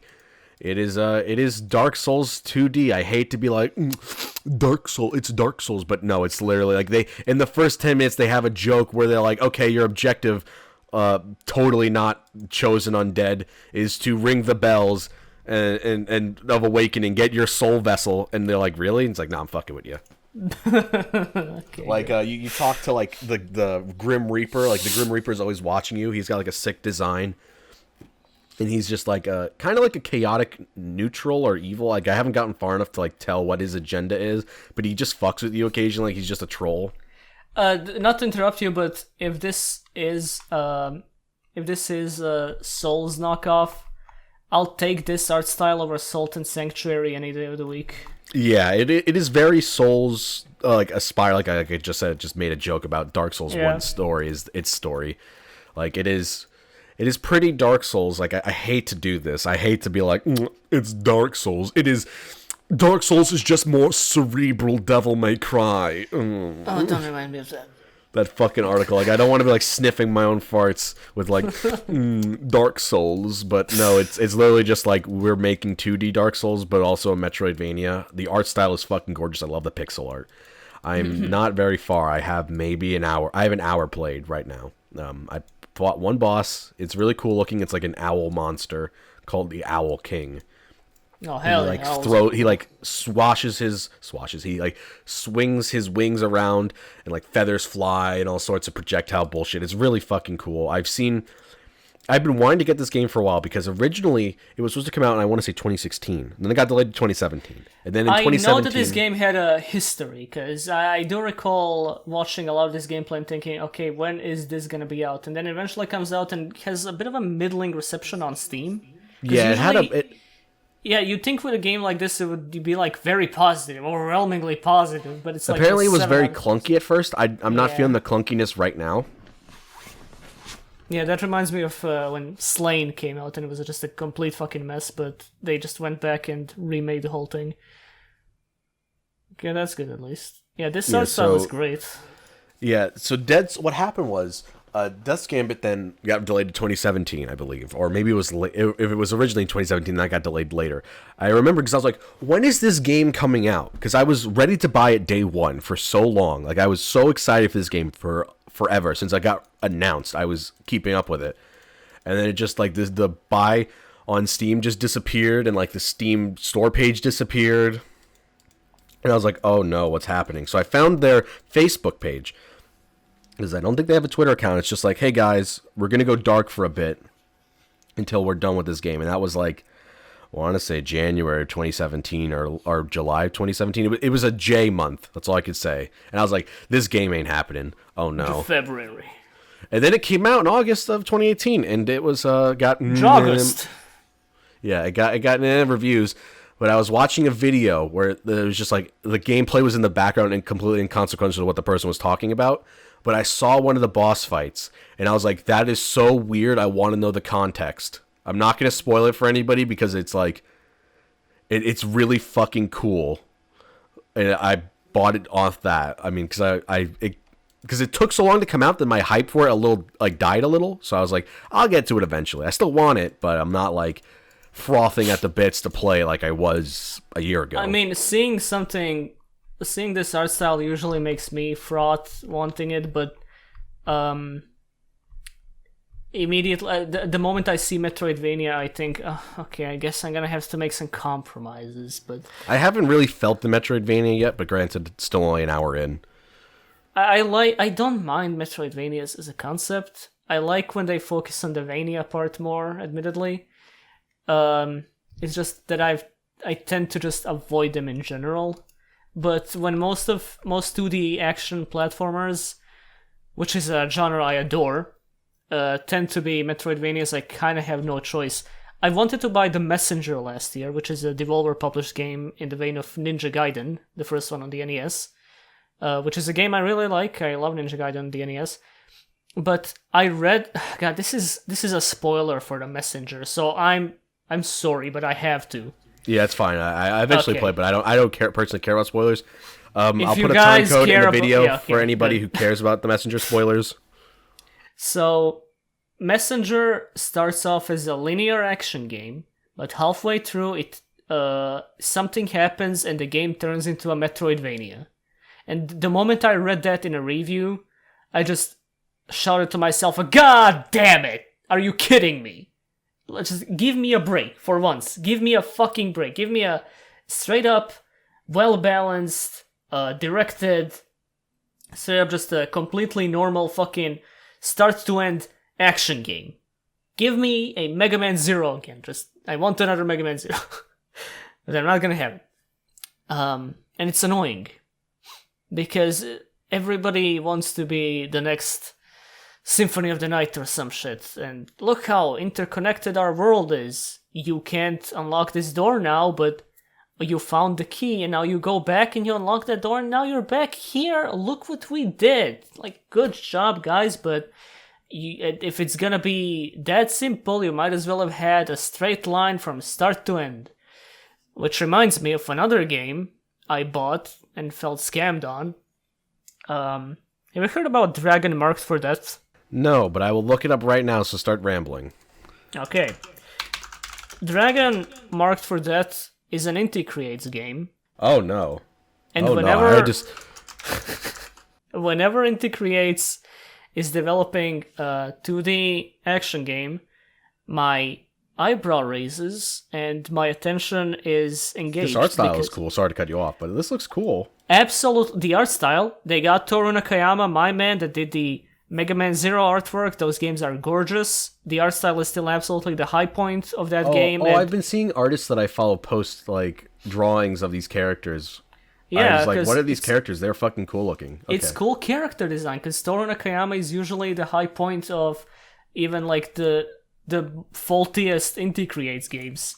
And I think his art is probably the best part of Dragon Mark for that so far, because the game is poor man's Dragon's Dogma. And the reason for that is the game was in development hell for 10 years. Oh no. It was supposed to come out on the PSP in like... Is this another Y2K where it was going to become a PS Vita launch title? It may have been. I haven't followed too closely, but it was supposed to be on the PSP, and it sure plays like it. Oh no. This looks cool though. Is this only on the Switch? Yeah, it's Switch exclusive. And it's really bizarrely released, where it's like two halves of the game on Switch. Well, not exactly two halves, but there are 4 classes in the game. So you can buy an edition with the 2 melee classes, or with the 2 technical classes. That sounds like a terrible idea. I hate that. It's weird. I don't know how I feel about it. I'd rather have the whole thing, to be honest, but... So you can pay like $15 for the Quick Knight and the Big Knight, or you can pay $15 for the Witch and the Ninja. So, I don't, again, I am not sure how I feel about that specifically, but I haven't gotten far into the game to get the Big Knight so far, but I am ridiculously bored because, as I said, this plays like a PSP release from 2009. It is very much a town quest hub RPG where you go to a tavern, you get a it's a side scroller It's a side scroller, and you're dropped in the middle of a map. You don't know if you're supposed to go left or right on it, but the level design is atrocious. There's nothing interesting to explore. The combat is essentially brain dead. I appreciate that you can dash the way you can in Mega Man Zero games, because that's the most enjoyable part of the movement in those games, even though it's straight up lifted from X. But or can you dash? I don't exactly remember in Dragon Marked for that. I know that I am fairly much a fan of the movement. I just dropped the game like several hours in because it is extremely co-op centric, to the point where the tutorial felt like you had to have more people in there. Like the most basic enemy took three combos in a row to kill. Like the first enemy you encounter in the game, you hit him like with your basic 4-hit sword combo, and 1/3 of their HP is down. And imagine that, but for like further enemies in the stage and bosses. The bosses are such a tedious slog, and I imagine the game is better with more people, but the core is just really uninteresting to me. And I cannot believe they got me to buy another mediocre 2D action platformer solely because of Nakayama's gorgeous art style. You monsters! I'm sure it's better with people, but everything's better with people. Yeah, most games are better with people. The only game that's not better with people is Dead Space 3, because that's not a good game. But don't get me started on that. Oh, fuck, I'm so sad Dead Space is fucking dead, and it died. It lay the fucking wet fart that was Dead Space 3. God, fuck that EA, game. baby! Yeah, woo, EA! We need to make this multiplayer experience. That has microtransactions, and they're like laughably bad. Like you see that, it's like they didn't know how to microtransaction yet. I know about the situation in Dead Space 3, which was back at the time the prime example of microtransactions replacing cheat codes in video games, because you can essentially pay for ammo and upgrades.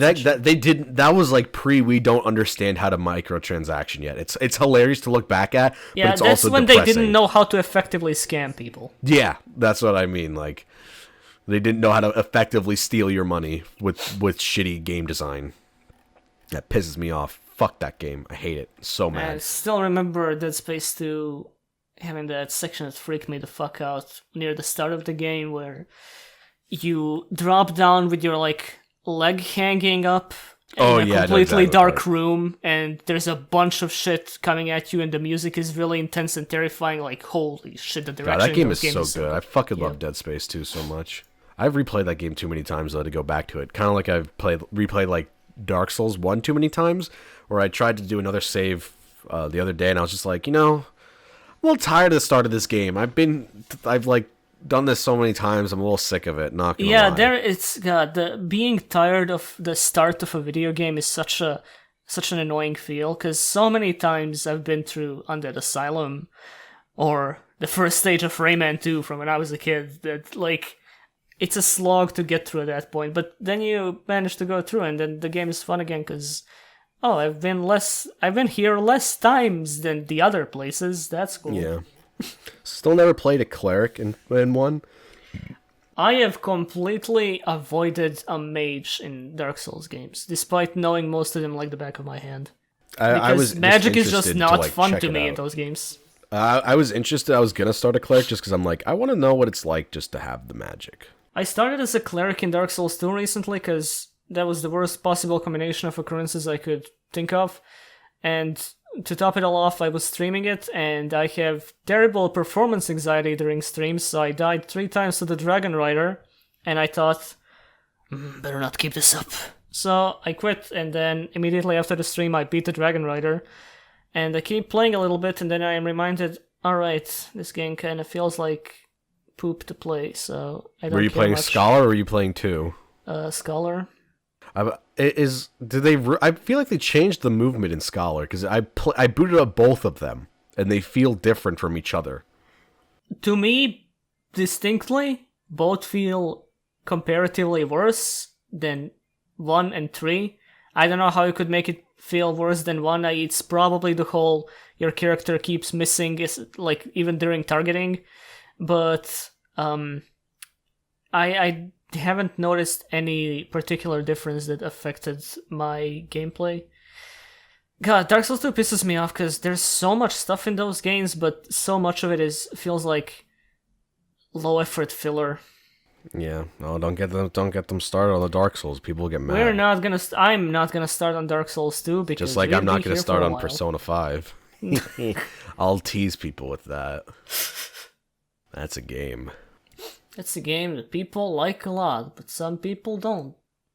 Some people don't, and I'm one of them. And Dark Souls 2, you know what? That's a good game. I'm not gonna be one of those people that says completely stupid bullshit like, Dark Souls 2 is a good game. That's a bad Dark Souls game. No.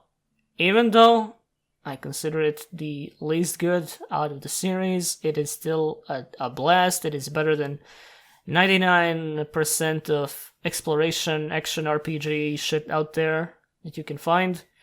And it's a hearty recommendation, as long as you play the others as well. Yeah, don't just play. Oh, I just want to play Devil May Cry 5. Why is it so far away? Soon. Although a lot can happen. We got like 8 days, and it's just eating me away. I don't think V looks fun to play. I've heard from Maximilian that he's fun, so I'll trust Max as he played him. I just feel like a distinctly ranged summoner is the last thing you'd have in a Devil May Cry game, because Lady already didn't feel very good to play for me in DMC5 SC, and a guy that not only stands to the side while fighting, but has dudes doing the work for him, I don't know, I'm not feeling it. You know what he reminds me of? Have you played Vindictus? Yes, I have. I played as the big sword man because I wanted to play Guts. Hell yeah, but the thing is, there's a mage character in that game, and she is straight up the most fun I've had playing a mage in an action game, because most of the time they are really annoyingly anemic ranged fighters that just stand to the side, and for the spectacle they just focus on them doing a big blast strong attack, which doesn't feel any different from the others. But combined with Vindictus's physics engine and the way moves work in that game, I wish that game's combat was not trapped to that game. Vindictus is such a sin, because it is some of the most satisfying combat in a game that I have played in my life, mostly because of the physics and the hit impacts, the game feel. Being trapped in a really terrible, grindy Korean dungeon MMO fest. And I'm pretty sure it's dying. Because nobody really says, oh boy, I'm gonna start Vindictus. I'm pretty sure the only people you're remaining either playing there, WoW, you're playing Black Desert, or you're playing FF14. Yeah, I've played FF14 for a while, but then I stopped because despite all my best intentions, I cannot get into tab targeting MMOs anymore. I am past my prime. Much as I like Final Fantasy XIV is my favorite MMO. As much as I like that game, I still hate how MMOs don't have hit response. Like when you play, like I feel like I'm just pushing a button and nothing's happening. Yeah. It's like playing Birth by Sleep all over again. Guild Wars 2 had the most solid, should I call it, impact field during combat that I've played out of any tab targeting MMO. Because there was a lot of, was it cam shake or was it visual effects? There was a lot of feedback to your abilities. Like hit stop and fucking sparks and shit. Yeah, it felt like you were actively doing shit in an action game, despite still just doing the piano on your keyboard in Guild Wars 2. But Guild Wars 2 that's what was drives me nuts. game. Is like you do attacks on enemies in like a MMO. Like I'll do Final Fantasy for example. Like you fight Ifrit. And you're like, you do your combo on Ifrit, he doesn't budge, but then after, like, because it's like every 30 seconds he has like, you hit me, like, move, and it's just, it feels out of sync, and and that makes it feel even worse, I think. Fuck. MMO combat, man, we have to evolve. I remember I tried Black Desert for a while. God, I straight up bought the highest tier edition of Black Desert Online, like, for like $40. And I made a monk girl, because of course I did, and I just completely smacked through everything in my way for a few hours, and then I got bored, because that was kind of all there is for the first few hours of that game, and from what I've heard, later it becomes a spreadsheet for some reason. I mean, most of them become a spreadsheet. You have your, like, fucking one combo path. Like, have you seen, like, late game class combo paths for FF14? They're like entire pages. Oh, I can imagine. I mean, that's why people play FF14, because that's how vanilla WoW used to be. I don't know. I like FF14. I stopped myself from I stopped my subscription because I was just going to be too busy to ever actually play it, and I still kind of am. Like, there's just like too many fucking games that are like taking my attention and videos I'm making. Like, I've been working on this fucking Kingdom Hearts video. I don't even think it's that good of a video. I've been working on this for like 3 fucking weeks. it's just like so much. I mean, I've been working on it for way longer because I had to play all the fucking games. So I had to play like 140 hours worth of Kingdom Hearts games. Realistically, what can you say about Kingdom Hearts that everyone else hasn't said yet? I just talk about like my experience playing through the games and what I really liked and what I didn't like. Like most of the time I was really positive, except when I got to Birth by Sleep, where I absolutely hate that game. I don't think I ripped it to shreds.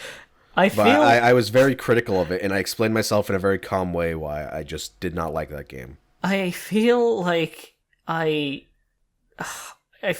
dipped into some parallel universe, given that Birth by Sleep is the only Kingdom Hearts game I played, and the only route I played through its entirety was Terra's, and I consider myself to have had a good time. Terrace has some cool stuff. Like that game has cool stuff in it. It is I think it like a technically on it like on technical side, it is a bad game. Did you play on the PSP first of all? Yeah. Okay, that might be why. But that game's camera makes me fucking motion sick. Like playing on the PS4 version. So that is one of the biggest reasons I do not like that game, because it makes me ill playing it. Like I get a massive migraine and I get nauseous.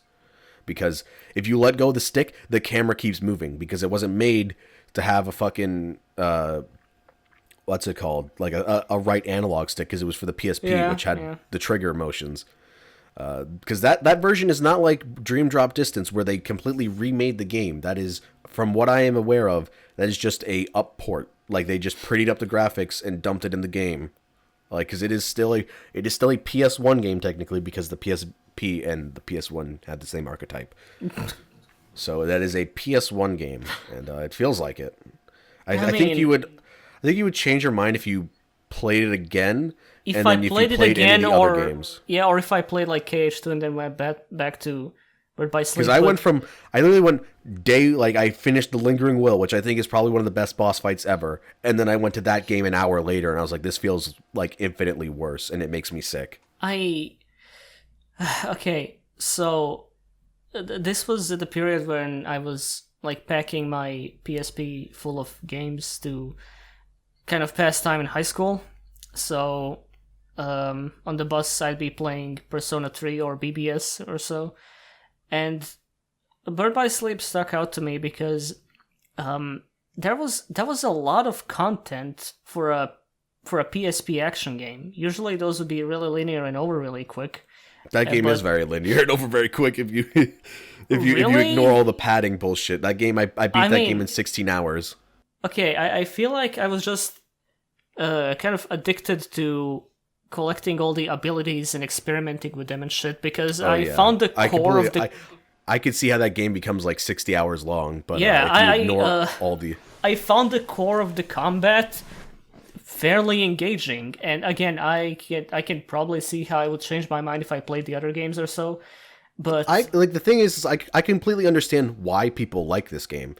There's a lot of good stuff in it. There's a lot of cool stuff that I do like. That's why I'm so confused, because recently with KH3, a lot of talk about Kingdom Hearts has popped up again, and people are bringing up BBS and how much they can't stand it. And I'm just thinking, did I play the same game? I had fun with this. That's how I feel when I hear some people talk about... Not to say because it was fun, it was good, but I feel like this wasn't a bad game. Like, there was a solid, like, action game with enough variety to just kind of to be engaging from start to end. I don't know. That's how I feel, like, the opposite way, where I'm just like, am I playing a different game? Because I see people who really like this game, and they talk about things that I think are terrible in it. Like, I can understand where certain parts where they're like, yeah, that's really cool, and I'm like, yeah, that's fucking amazing. Like, the end of Terra's story, like, thematically, as, like, fighting against Terranort as the Lingering Will, spoiler, that game's been out for like 10 fucking years. I don't care. Nobody cares at this point. That is such a cool fucking fight. Like, thematically, it plays like ass. Like and I think the game becomes worse the more you understand it and know about it. Like me and Oz were talking about this. On the surface level, if you just look at that game from the surface, it's fine. It's okay. I'd give it, like, if you look at it like on the surface level, like, technical things aside, like, if the game didn't make me sick playing it, like, I would get massive headaches. I'd probably give it, like, I don't usually give ratings to things, because I think fucking giving a number value to, like, enjoyment is kind of stupid, because, like, one game's 6 can be different from another game's 6. Like, I call BBS like a 3, but I don't think it's like a 3 like a fucking like other games I give a 3 because that game's like technically bad because it like the more you look at it, the more broken it becomes. Like, if you spend all your time collecting all the moves, then there's like a wealth of content and stuff to do. But then when you realize, wait, Thunder Surge is just the best ability and there's no point in using anything else because it just does the most damage, it gives you invincibility frames, and it's a dash. See, I guess I was just approaching the game in a different mindset back then, because I distinctly recall during the final boss, I wasn't thinking, wow, what a shit game. I was thinking, I must be playing this wrong. But now that you tell me it's actually generally considered bad and terrible to play, I guess... Well, I consider it bad and terrible. I know people who love that game. I hate like cooldowns in action games. I really can't stand it. I think I was just relying on the shot lock to beat Xehanort, because I couldn't approach him otherwise. How does the shot lock work on the PSP version? I don't get it, because it barely works, like, for me. Like, the camera does not control well. You hold a button, you just drag the analog around until your target does it. Okay, so it does use that analog, alright. Because there's, like, this weird delay. If you play, like, the PS4 version, if you play, like, Story So Far edition, you feel it, and it feels janky. What feels janky is the multiple strikes that follow up. I don't know if it follows up the shot lock or some other command, but when there's essentially like a QuickTime event sequence where you hit a dude and then the animation looks so wonky and weird. It's hard for me to nail down the timing because of that. Yeah, in my video whenever it comes out, because it's definitely not going to be out before this podcast, but because I still have like fucking, let's see, what time am I at on this? I'm at like 43 minutes on the timeline of an hour, so I still have like 17 minutes to go editing it. But I just go in depth. I think I did it pretty calmly. Like I'm not like this is the worst fucking game. I mean, I kind of am, but I'm in like a listen. This is what I really did not like about this game. Here's what I think works. Here's what I think didn't work, and here's what I wish it would improve. And I think it really hurt playing that game like directly after finishing 2, and 2 feels like one of the best action games ever and has some of the best boss fights ever. And then you go to that game and it feels like I'm in a full body cast. Like Terra swinging around with a fucking there's limp no arm. combo variety in that game. Like your melee combat is 3 swings, and then you get your combo style depending on if you used any command cards or whatever the fuck they're called, command spells. And then those are like maybe 4 or 5 hits, the same hits every time, and enemies just don't. It has the MMO issue where they don't respond to you hitting them half the time, and it just feels like unresponsive. I think if that game was just in like KH2's engine and it played like KH2, I think I would love that game. Because there's a lot of cool shit in it. Like Mark Hamill and Leonard Nimoy as the master and the villain are fucking great. I love them. The one genuine criticism I had of BBS back at the time when I was playing it is the one criticism that is shared universally by people who don't like it is that Terra is a fucking abysmal protagonist. And apparently the other two aren't held with very high regard either, because Aqua's entire personality is, I love my friends. And Ventus is just, I like friends. I don't go in depth with it in the video, so I'll mention it here for anyone who actually like cares to hear my opinion. That game has like so many anime tropes that piss me the hell off. Like, they don't really feel like friends for most of that game. There's like one scene.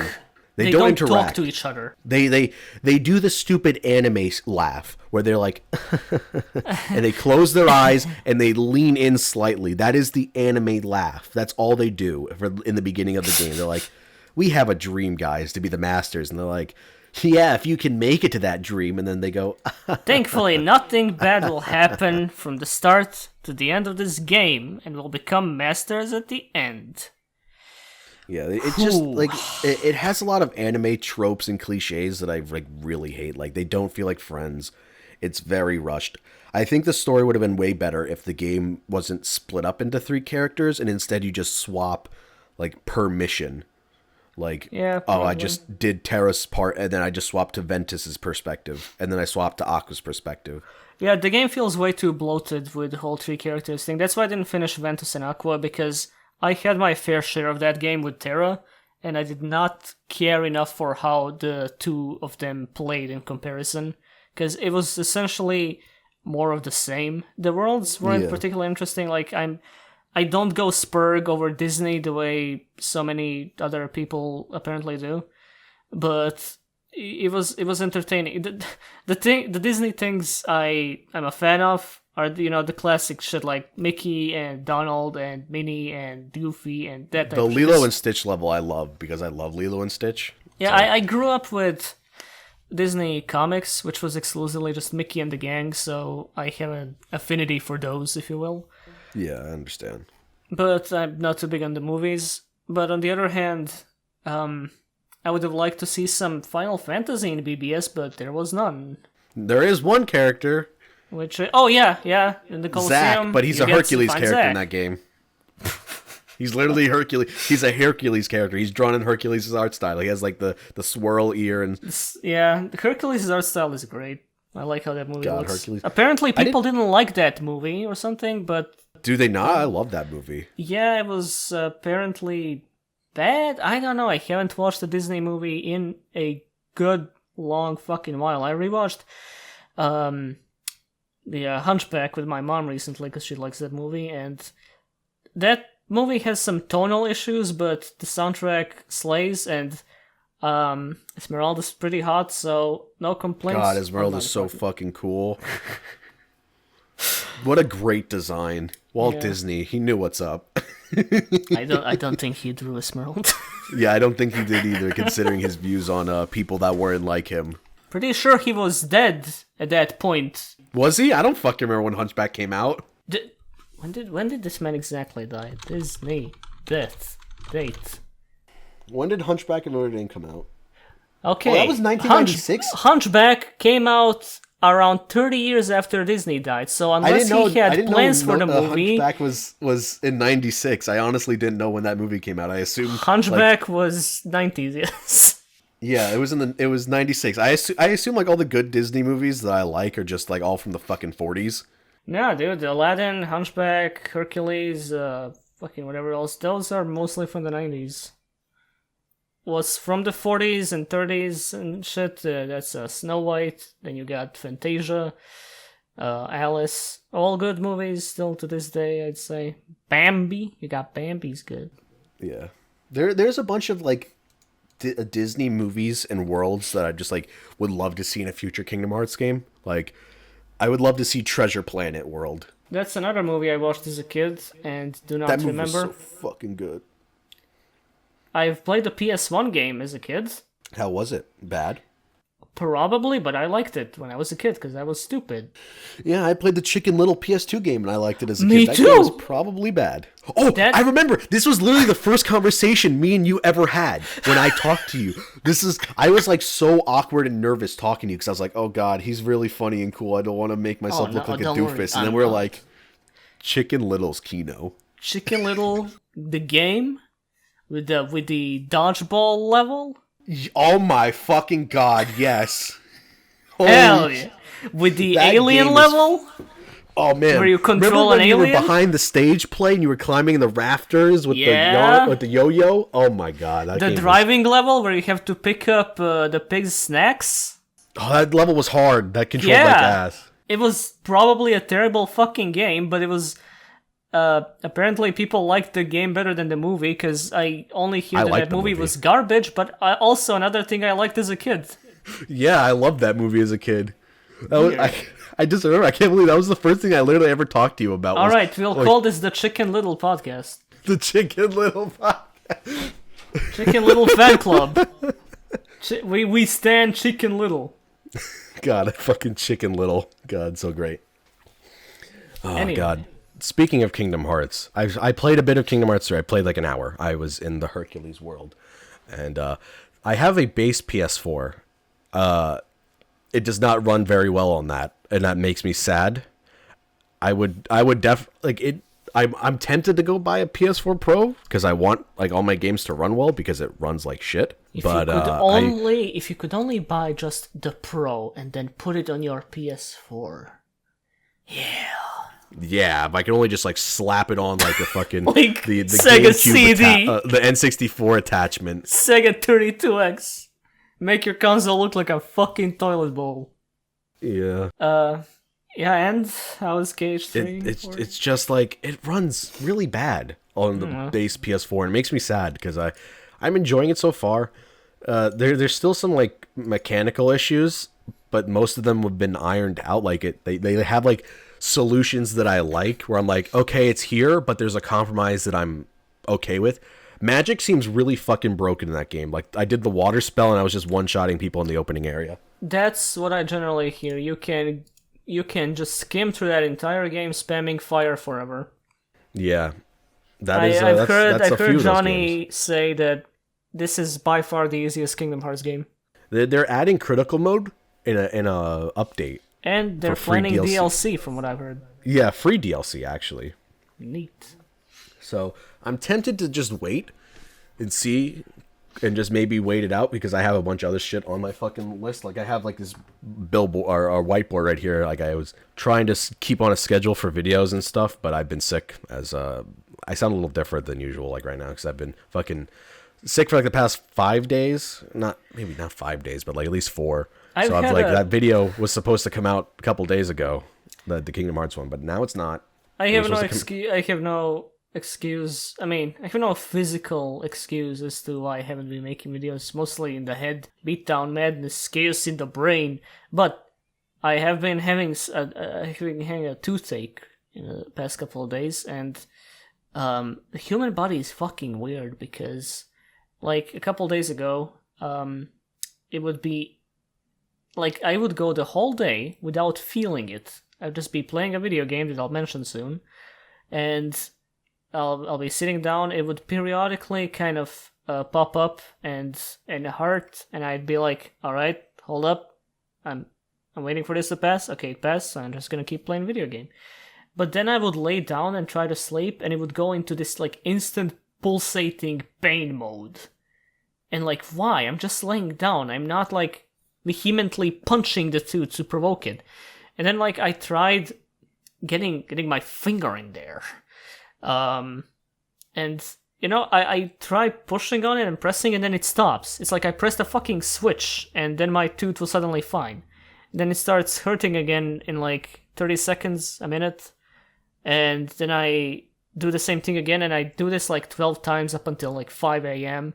until I manage to fall asleep. And then the next day I just pop a pill and don't feel the thing for the entire day. So you went to the dentist, right? Nope. Oh my god, please go to the dentist. I will. You probably have like a fucking, like, I don't know, maybe like a cavity or like you need a root canal or some shit. My teeth are fucked up. I haven't been taking good care of them when I was a kid, and now I regret it, of course. And at some point soon, I'm just gonna go to a private dentist and tell him just pull out all my fucking teeth. Just give me dentures. Give me teeth. That thing. Your teeth. Give them to me. I need them for my mouth. To go back to the Kingdom Hearts thing, I would buy like a PS4 Pro, but I feel kind of bad doing that to get fucking KH3 to run well. I mean, other games would run well, like fucking Spider-Man would run way better. I mean, it runs pretty fucking smooth on the base. But there's just like some areas in that game that just run like I am poopy. impressed at how well Spider-Man runs for how good it looks. Like, I know it's exclusively 30 FPS, but I didn't really feel the downside of that in that game, and I'm usually miffed by it, because I stopped playing Dragon's Dogma on the PS4 because of it, I stopped playing Dishonored, but Spider-Man's just fine. I don't know what is it exactly they did there.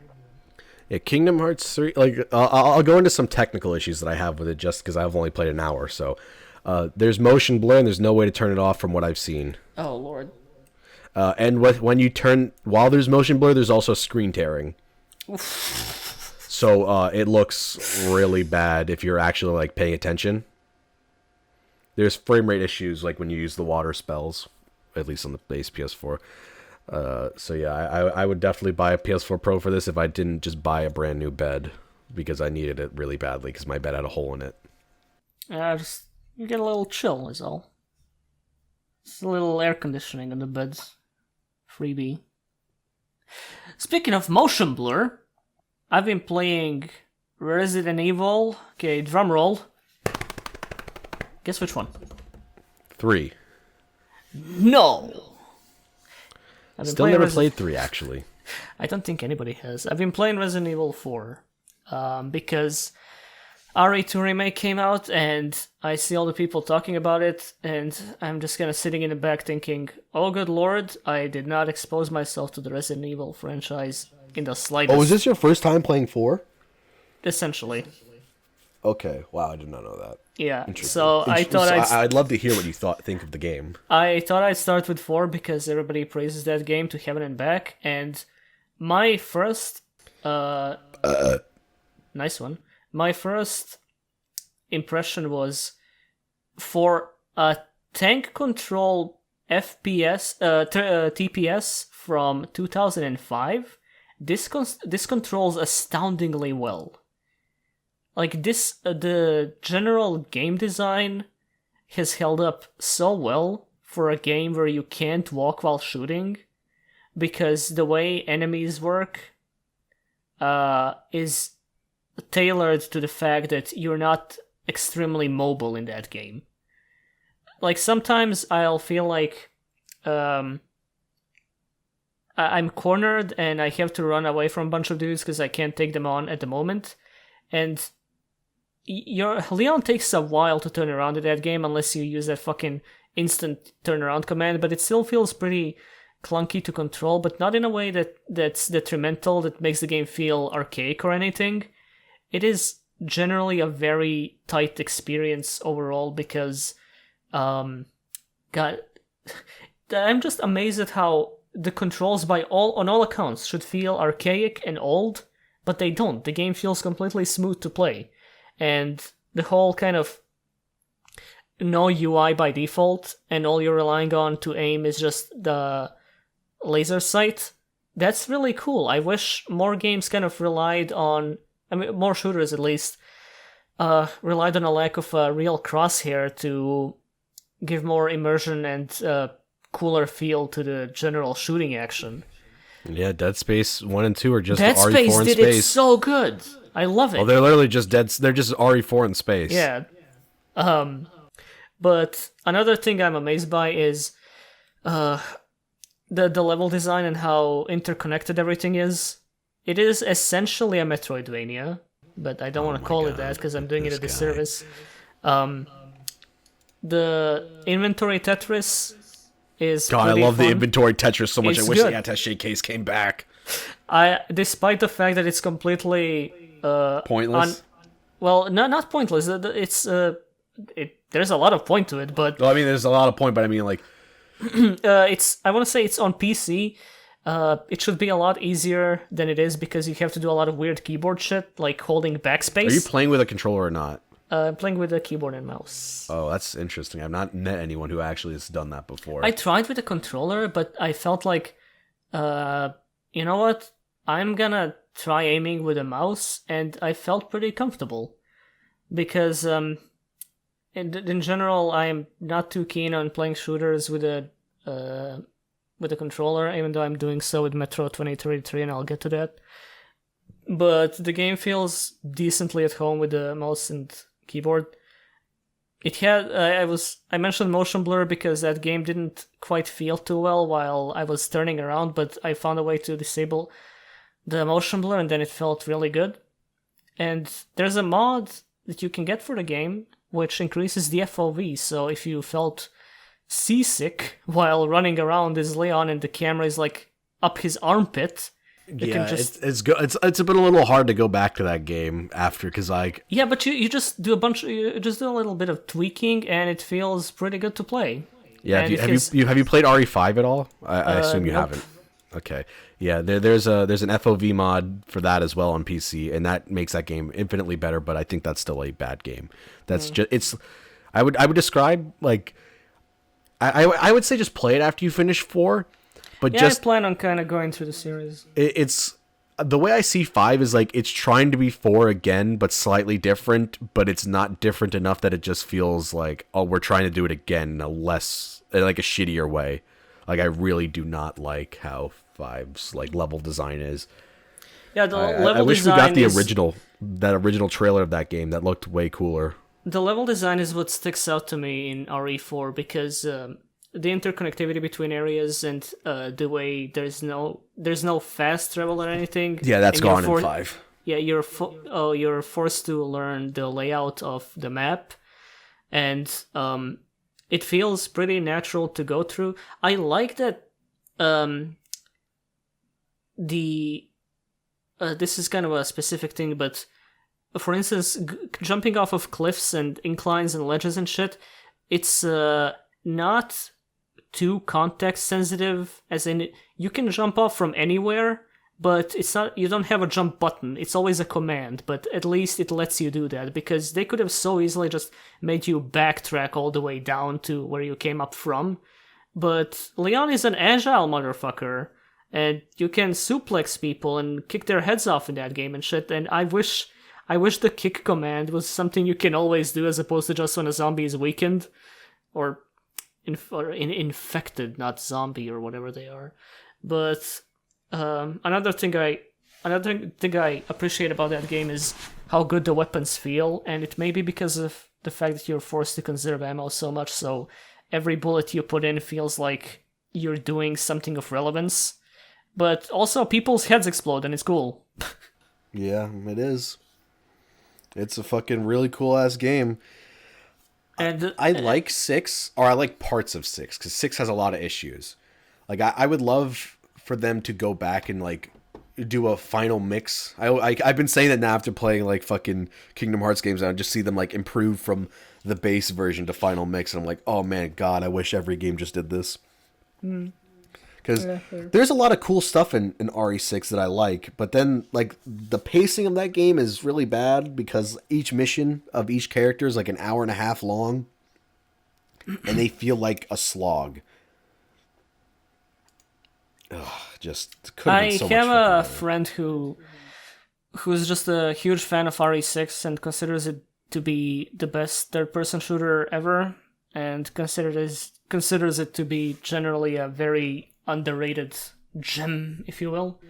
There's a lot of cool stuff in that people just blow off because they remember only the bad stuff in that game, which there are. I mean, as far as I'm concerned, the best third-person shooter I've ever played, and will remain for a good long while, is Transformers Fall of Cybertron, which is a game you straight up cannot buy on PC anymore because it's been delisted from digital stores. Yeah, I'm sad. I never got that one. I got War for Cybertron. I also got War, and the thing is, War for Cybertron has really cool co-op, but it is essentially impossible to set up because the servers are all fucky. And it's annoying. And yeah, now if you want to get Fall of Cybertron, which has an amazing campaign and really sick moment-to-moment gameplay, and a lot of variety between missions and characters, you'll have to buy a copy somewhere, which usually goes for pretty high prices because it's an Activision game, and on official sources they don't really put those below $40 like ever. Call of Duty 1 on Steam is the reason still like why I never bought that $20. game because it never went on sale. It literally Yeah, never. ever. It was always I know. $60. Horrible. That's a game that came out in 2014, I think. I want to say it's like 2012 or 2013. I think that might have been War, but regardless of when it came out, Fall of Cybertron deserves 2012. To be... August. Oh, okay, that was way older then. I was just a little boy. But another Transformers game that was delisted was Devastation, and was it delist? Was that delisted? All Transformers games. You shit! I didn't even know that. I haven't even either. seen anything about that. Fuck. And I don't think there's a... Yeah, Devastation was digital only, wasn't it? No, it had a console version. I believe I've seen it in a GameStop. I don't know if the PC version had a physical release, but if it hasn't, then you legally cannot acquire Devastation anymore. That's disappointing. That is nasty, because that's a Platinum game people generally consider to be extremely underrated. And I am extremely conflicted on it because while I find the core of the gameplay fun, and pretty engaging and deep. I absolutely hate the loot system, and some of the missions are extremely tedious. Yeah, I feel the same way. Yeah. You haven't beaten Nier Automata, right? No, I kind of I played through some of that game, but the gameplay didn't really stick for me. I went ahead and watched through the story. Because what I'm about to say, I wish I really enjoyed Transformers Devastation. I wish its ending was slightly different because it wasn't as hype as I wanted it.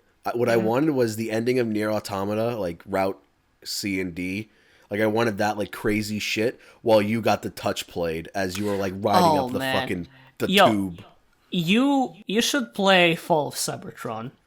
I guess I'm gonna have to pirate it then, because it doesn't. It doesn't play You Got the Touch during the final battle, but it plays it during the credits. Oh, that's fucking oof! That gets me going. That movie is so good. It's an amazing movie. You know what? To anyone who hasn't seen the Transformers 80s movie, either do that now or listen to the soundtrack, specifically Instruments of Destruction. The soundtrack is the stupidest mid-80s, like... God, I love that movie so rock much. Crap Dude, you can Unicron imagine, and it's scared super me fitting. as a kid when he fucking absorbed Megatron. Unicron is terrifying. That was Orson Welles' like last role. He died the week after that. Finished recording that. Do you know how much he hated that role?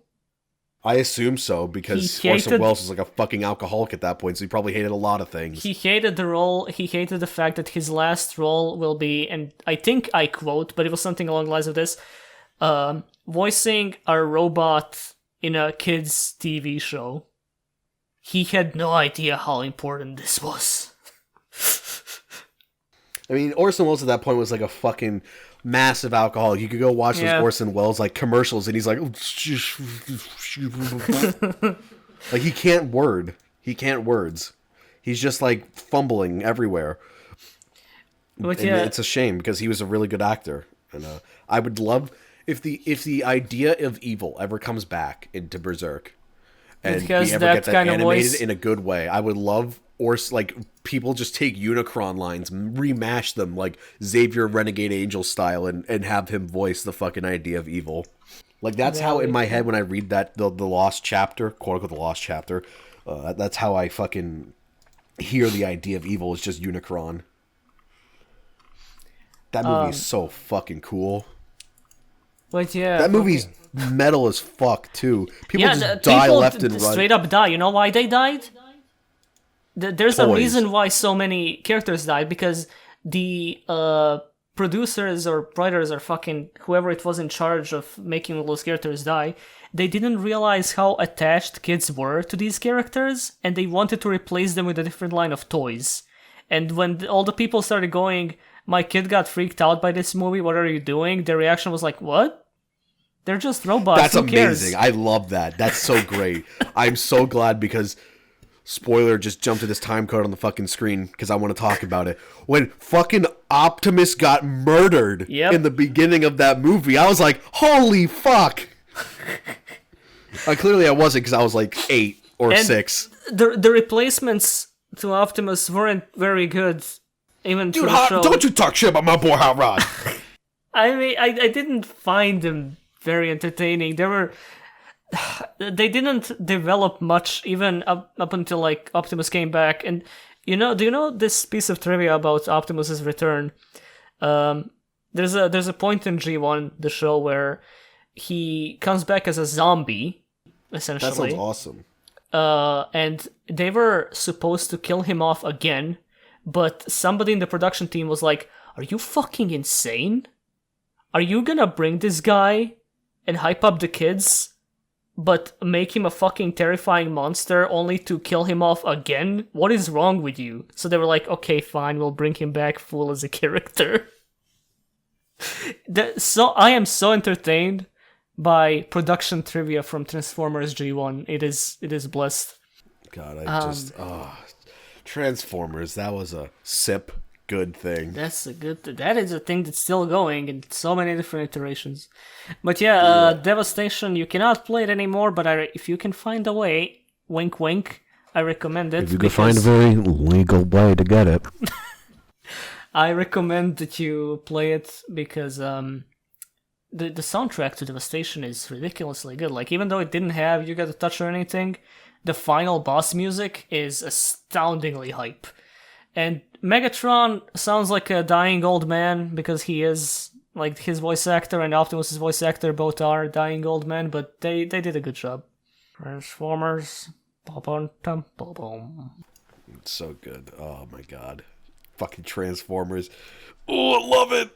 So DMC5 is just around the corner. That's all I'm bringing back DMC5 because I was playing DMC4 for. It's fair. I was playing DMC4 the other night for footage for the Kingdom Hearts video because I was talking about like how I enjoy games like action games where the characters like play different. Like Dante and Nero don't play the same, but like Terra, Aqua, and Ventus have like little to no differences that are like different enough where they still have like all the homogenous issues between each other that really just like removes any of the uniqueness. Like, yeah, Terra hits hard and like slow but strong, but like the damage scaling in that game is so terrible that it doesn't fucking matter, and you're just gonna be using Thunder Surge as soon as you get it if you're not dumb head. But I suck at Dante in that game. My experience with DMC4 early on is kind of interesting because I was just a little boy, very, very little boy when that game was coming out, and I've seen it in magazines and I thought it looked like the coolest shit ever. But again, to stress, I live in the middle of fucking nowhere where video games outside of like shit in cyber cafes are hard to come by. And I wanted to see... Is it easy to like import stuff from Serbia or no? Back at the time, that was not a thought in my head because over here, spending more than €5 on a piece of entertainment media was, at least back then, seen as a bourgeois thing. You wouldn't be walking into a store and buying a movie for $5. You'd be walking into a pirated CD shop, which is like a straight up a thing here because it's Montenegro and there's no rules, it's Wild West. And you buy a cam ripped DVD in like a really shitty printed out box for €1, and you'd go in and put in your like DVD player, and it would be subbed by some dude who straight up didn't give a shit about what he was doing, and that's how you watched movies, for instance. And video games were a different deal, because there would be... Oh god, I can talk ages about this, but to cut it short... Yeah, just go ahead, dude, just go ahead. Okay. Montenegro video game adventures. When I was a kid, I was a big fan of Rayman 2, for instance. And I really wanted to play Rayman 3, which I heard existed from my friend. So... First step, knowing that Rayman 3 exists. Next up, I need to find where the game is. I didn't know what platform it was on. I only had a PS1 at the time. And when I say I had a PS1, this is not referring to the 90s, because I was way far behind the times, as generally Montenegro is. I had a PS1 at the time, probably when the PS3 was coming out. So, I didn't know what Rayman 3 was on, but... not to cut you off, but that was also kind of me as a kid. I had a Game Boy when everyone else had, like, DS's.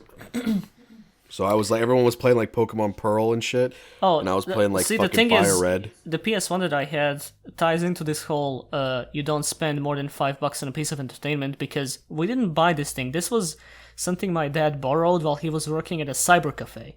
This wasn't technically ours, and he was allowed to take it home, and I thought it was ours, but at some point, like a few years into having it, he quit the job there and he had to take it back. But anyway, this thing was obviously chipped and it played pirated video games. So at some point my cousin from Croatia comes by and he says there are lots of weird new cool video games in Croatia, and I'm like, oh cool, get me Rayman 3 if you can find it. And I pester him over email for weeks on end, and he cannot find Rayman 3. Then at some point, my dad brings me a CD from like the capital city, which is just labeled catalog. And this catalog CD had a bunch of covers for video games and movies, and I did not realize what these were. I thought it was just covers for things. It's pictures of like video game and movie covers, box art and stuff. And at some point he tells me, oh, you can just buy all of these at a shop in the city. And I'm like, Yu-Gi-Oh! The movie? The Bionicle 3? All these video games, you can just buy them? And he's like, yeah, sure, whatever. And then I notice Rayman 3 is there, and I go fucking insane. So I tell him, okay, go to that guy and buy me Rayman 3. So he goes there, and like 4 days in a row, he comes back way later from the city without Rayman 3, saying, the guy cannot do anything to get you that game. And I don't know what I was referring to. I don't know if he was like having trouble burning it onto a CD or downloading it or finding it, but he couldn't get me Rayman 3. So that's another failed attempt. So at some point, way later, I find out there's a girl in this city that sells video games. Well, also does the same thing, like burns them to a CD and kind of hands them out for small cash. So what I do is like head over there, and she has this really cool place in her like basement or like first floor of her house where it's just walls plastered with video game boxes. And I think, okay, this is a cool place. And I ask her, you got Rayman 3? And she's like, yeah, sure, I can get you Rayman 3. So she goes back into the house, and I wait outside for literally 2.5 hours, just standing there like an idiot. And she comes back out saying, yeah, sorry, I can't do anything about this one. It's like she bullshits some problem, and I still don't realize why exactly it's a problem. I don't know why I can't download it. To this day, or just in general, or at the time? What do you mean? Why you didn't realize it was a problem? Yeah, I don't know. Like, I don't know why it was so hard for these people to pirate and burn a copy of Rayman 3 for the PC. But there was obviously some issue that prevented them from doing so. And mind you, I did not have internet at the time, nor did I understand how just pirating entire video games worked. And we had, of course, pirating video games was the only way you could get like actual video games besides Counter-Strike 1.6 in cybercafes here. It was the Wild West. So she can't get me Rayman 3. So what happens is eventually this giant mall in the capital opens up called Delta City, and I'm just going through it with my mom one day, and I notice a legit, full-ass, real fucking shit, completely in the flesh, if you will, copy of Rayman Collection for the PC. And what's on there? Rayman Racing, Rayman 2, Rayman 3. And so I beg her like, okay, Mom, I know it's like $9. It's a big deal, but this is legit. This is Rayman 3. I need to have this in my life. And I won't be asking you for anything for the next several months. And she's like, okay, you know what? Okay, fine. So we finally go back home and I install Rayman 3. And I play it for a few minutes. And I just kind of feel like, alright, that's it. That chapter of my life is over. I can move on now. And then I never touched Rayman 3 again. Now, I have no experience with Rayman other than seeing a couple images of Rayman Legends. Are they all side-scrollers, or are they 3D? No. Rayman 2 and 3 are 3D platformers. Rayman 2 is a really well-directed 2D platformer. Okay.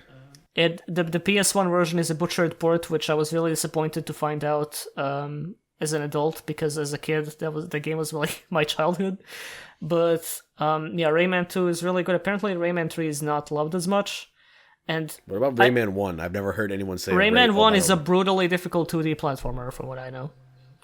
And 2D? Okay. Yeah. So Because I saw you on stream playing like a 3D game, and I was like, wait, what? yeah, that This was is 3D? Rayman 2. That was a hell stream. Because even though I liked the game, I did not realize how badly some parts aged. So anyway, yeah, I played Rayman 3 and it was so bizarre to me to just play it for a while and then drop it because I looked for it basically for half my life at that point. And to just drop it off is something underwhelming. It's not that I felt that the game was bad or anything, I didn't play it much, but it was just kind of like, okay, I got it. That's it, I can move on now. It was like the holy grail. I can pass on and die. Yeah, essentially. But yeah, that's how video game quote-unquote distribution used to work in Montenegro. Now, there's an official games retailer here for once. I mean, it has existed for a few years now, thankfully. And that's where I get my video game peripherals and stuff, and when I want to buy a physical copy of a game, I go there. But we didn't have that for the longest time. For the longest time, your only resource for video games in Montenegro was some guy named Michko, which lived between... Some guy named Michko which lived sandwiched like between two buildings in some back alley in the capital city, and his place was plastered with covers of movies and video games printed out on like a small piece of paper, and you went in, you asked for your thing, and he said when it'll be ready or if he has it right there, and you'd give him $2 or $3 depending on if the game was on on 1 or 2 DVDs, and you'd go back home in your like little horrible Fallout 76 nylon case. No. That was actually Mighty Number 9, not Fallout 76. And I had a similar childhood to this, actually. I had a very similar childhood where my grandfather, he would come over when he was still alive. He would come over every Sunday and visit, and we would go to Wendy's, and he would always get chili. And occasionally, because he worked in New York City, and he was a fucking construction guy, there's just like people on every corner that sell bootleg shit, just bootleg shit everywhere. He would always show up with like random fucking movies. So that's how I watched Star Wars, because they were just burned really shittily onto TV or onto these like DVDs. I remember like this is so funny to me now looking back at it. It's like they had this really fucking shittily burned picture of like on the disc, like fucking, I don't know what the hell disc art is called, like for movies, because like games it's just like the title and it has the fucking rating and like a bunch of legal bullshit. But I haven't touched a fucking movie CD in forever, so I don't know if they still do that. But it had art. It was like the Darth Vader mask, and Anakin Skywalker, and it, on the official version, it was blue. Like, it was blue lighting, but on this, since it was shittily printed, it was red, and I was like, my version's fucking cooler. It's the red Anakin. Hell yeah. It was like, I'm Dante, and everyone else is Virgil, but I'm Dante, though. So we just had pirated. I'm pretty sure I still have it. If I could find a picture of it, I'll have it in the Anakin with a video. devil trigger. Yeah. That reminds me, actually, speaking of Star Wars prequels, as a kid, this was around the time when I was looking for Rayman 3, I wanted to get into Star Wars because people were talking about it for some reason. It was in a gaming magazine and shit, I don't know. And I did not know what movies there were. I just, I knew there were... being like you without internet or like weird shit, like having it start with episode 4 must have been like so confusing. I mean, it was confusing to me as a child who didn't know how to internet either. Let me tell you, my dad really liked Star Wars, but he didn't know prequels were a thing. And as far as he was concerned, there was only 3 movies. So I went to this just like everybody else should be right now. Yeah. I went to that girl and I asked, give me the Star Wars movies. And she's like, okay, which ones? There's 6 of them. I'm like, nani? 6? Okay, just get me the first 4. I don't know why I said that. And I don't know why I thought that she would give them to me for free. But I was for some reason under the impression she was just gonna hand those movies to me without paying. Regardless, I come back a day later, and she hands me the 4 DVDs. I don't pay, but she reminds me that I gotta, and I'm like, oh, whoops. I essentially think... Have you ever paid her? whoops. Did you ever pay her back? Yeah, I did, but I had to let my mom know, Mom, I need $12 for some movies, and she went ballistic on me, but regardless. Was this like era of Rada where he had the giant stack of Yu-Gi-Oh cards? It was a bit after that. Because I remember that picture, yeah, and he's just like Yu-Gi-Oh was hoping to top before that that. grass. My friend played with a deck unironically like that, but we let him because we knew the rules, but his deck was so fucking bad because it was like 600 cards. That used to be illegal. But anyway... I know that used to be legal until those guys came in with a fucking coffin of Yu-Gi-Oh cards as their deck. That's the Lightstorm players. So, I am watching Episode 1 as my first Star Wars movie.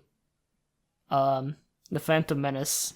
And I am confused and bored out of my skull. I'm like, how do people enjoy this? I'm pretty sure I fell asleep watching Episode 1 the first time as a kid. And I did not realize until way later that Episode 4 was the movie my dad loved so much. I was like, Dad, I'm watching the first Star Wars and Darth Vader still hasn't appeared. And he's like, well, he should appear soon. He's in that movie.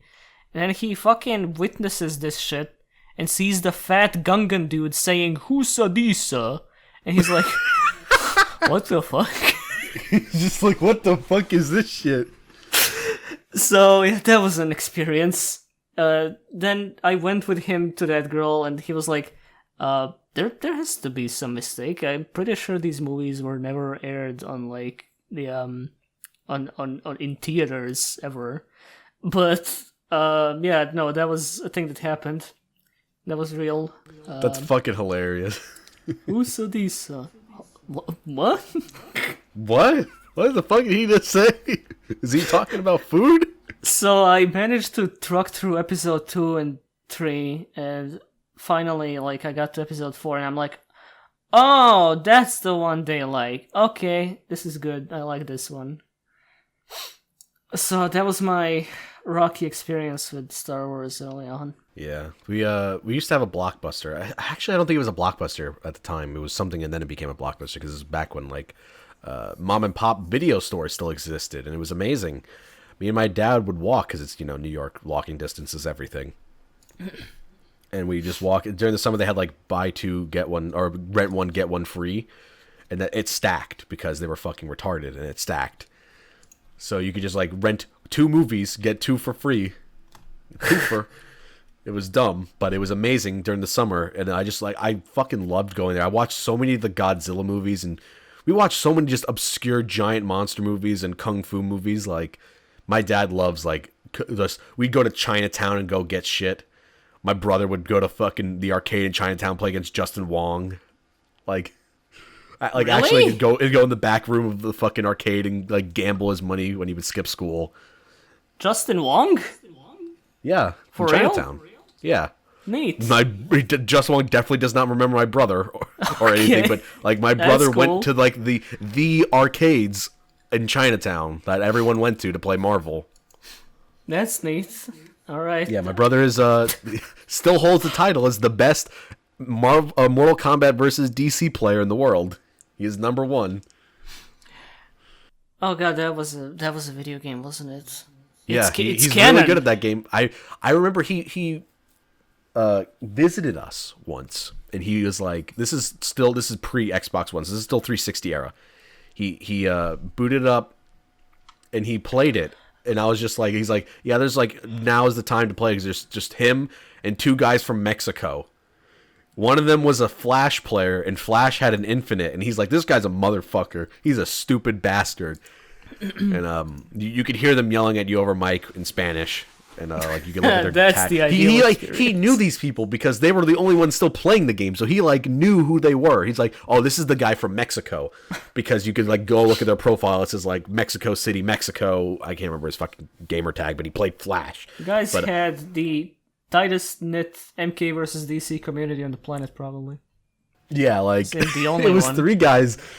It was like a Shazam player, a Flash player, and then my brother who could play anybody because he was number 1 on the ladder. But, That's pretty sick. yeah, he was number 1, 2, and 3 at a point because he kept getting banned. Because I'm assuming he sent people very angry messages over Xbox. Very heated messages. I'm assuming that's why. Did you know that game is canon to Injustice and MK? Is it really? Holy shit, that's hilarious. And that's just fucking wild. It's so bizarre to remember that even happened because, like, who asked for that? People were asking for Street Fighter versus MK. People were asking for DC versus Marvel. But I guess they did the opposite thing of Marvel versus Capcom then. I mean, that was what it was supposed to be. It was supposed to be the Marvel 2 killer, but it came out way later and never went stopped. Okay. Was that game ever Evo? I mean, Evo wasn't really a thing yet. It was Battle of the Coasts or whatever the fuck it was called. Yeah. Battle of the Bay. So I don't know. Maybe that would, God, the fucking heroic brutalities. Yeah, because they couldn't fucking kill them. They couldn't kill off DC characters in horrible ways. Oh god, it was so dumb. Oh my god, I hate it. Joker just shoots a guy. There's not even any like drop of blood. He just drops down. And then they redid it in MK9 where they blow your fucking skull off and shit. That was cool. It was like MK9 was like an apology for that game. That MK9, because I recently rewatched the Best Friends play it because I watched them play that and Mortal Kombat 10. Those are good ass Let's Plays. But man, is MK9 fucking ugly. That game is hideous. Yeah, but technically yes, but aesthetically, I think that game was peak for the franchise because it looked like a trashy metal album cover. Oh yeah, because the girls were hot and the guys were strong and the monsters were ugly. That's the shit. Nah, that's more like Armageddon era. I mean, that's also MK9. Have you seen those character designs? I mean, those characters are fucking butt ugly. Like Sonya Blade. The faces, absolutely, but I think like below. Like people complain that like MK10 has uggo faces, and so does Injustice. I don't know. MK9, Sonya Blade looks like she's been hit by a truck. Sonya absolutely is. Have you seen Sonya in MK versus DC? But I mean, no one was looking at her face at the time because everyone was like in middle school and like, look at the boobies. And they were. That was literally everybody, including you, including me. Hell yeah. So yeah, MK9 was good. God, I was so mad that game didn't come to PC at the time because I had no ways of playing it. Is it on PC now? I don't remember. It took it like 3 years. Oh yeah, it did. And also, any specific reason why Injustice 2 on PC was so much delayed? No idea. I didn't keep up because I don't care about Injustice. I really don't like that game. Me neither. Speaking of fighting games, can I just address Jump Force for a minute? Oh! Thank you for reminding me because I actually have a few Jump Force stories because I played that for like 3 hours. Oh, okay. Before you address that, I haven't played it. I do not plan on playing it. Me and my friend played it for like 3 hours in Discord. I just want to act smug for being a person who was saying from the start this game was going to be trash and it looks ugly as sin because I thought everybody else was going to think this too, but then I looked at the replies Bandai had to the trailers of the game that they posted and the discussions, and so many people going, oh, is it just me, or does this game look kind of weird and ugly and boring? And all these poor souls that have never seen a low-effort anime 3D arena fighter in their lives are gonna get so blown out by this fucking thing, because they're expecting a grand, hype, fun shonen celebration game, and not the video game equivalent of mashing action figures up against each other pretending that they're fighting. Because the audience for this game... The audience for this game is surface level anime watchers. They watch Shonen Jump on Toonami. That's it. The fucking audience for this game are people who don't know what Jump is. The people who are saying they don't know what anime is. They think anime. They're like, oh yeah, Dragon Ball, right? The people who are like, where's One Punch Man? Where's Goblin Slayer? Where's Kirito? Where are all these characters that were never in a Jump release at any point in history? And it's like, sure, I'd play as Goblin Slayer and Jump Force if you gave the game to me for free and forced me to play it, but like, knowing how the game looks and plays, I'm not gonna fucking do that. And now you can attest yourself because you played it. Please do tell. Okay, so I have to say, I played it for 3 hours. It got me curious about some of the Shonen Jump characters that I had no idea who they were. Sorry to interrupt. It got me curious about one character. I'm guessing it's Ryo, City Hunter. Chasers. City Hunter. Or City Hunter. Absolutely, yeah. that guy. That's the same thing for me. I was like, I don't know about this guy, who this guy is, but I want more of him. Yeah. So, let me start off. This game is a technical fucking nightmare. It is hideous as fuck in game, and it runs like shit. It runs okay, but like texture settings and quality settings make no difference. The game looks exactly the same. All it does is change it washes out the color. We were testing it. Ultra and then low look identical. It's just low, the color's more washed out. So there's character customization in that game. Yeah. The hairs look okay in the character customizer. When they're in motion, they look really bad. But the game, I'll just state before I even go into like how bad it is. It's not bad to the point where I'd like make a video and shit all over it, but it's just like kind of pathetic. It's like it's bad but not offensive enough where I'm just like I can't even get mad at it. I'm just like whatever. It plays. It works at least. Some games can't even claim that. So does it feel as janky to play as it looked from the start? Okay. Yes. Can you? It's so boring. It's so boring. Can you do an aerial recovery while you're getting knocked back? I don't even remember. We were on the ground. We were literally on the ground and just shooting kamehamehas at each other. The female voice, I don't know if there was multiple voices, but whatever my friend picked for his like Saiyan pirate waifu with big titties that had Launch's hair, she just goes kamehameha, and it's the most flaccid thing I've ever heard in my life. Like, you know the Kingdom Hearts fighting in the Macy's parking lot? Dual wield. That had more emotion in it. That had so much emotion in it. Here's the kamehameha sound like. She's like, kamehameha, kamehameha. Not even joking, that's how it sounds like. It's so It's like when you do a quarter circle forward special and Fighters is Goku. Kamehameha. Kamehameha. No, he puts more in. Puts way more into that. It is monotone. It is deadpan. Like this person was like taking some Prozac and like can barely stay awake.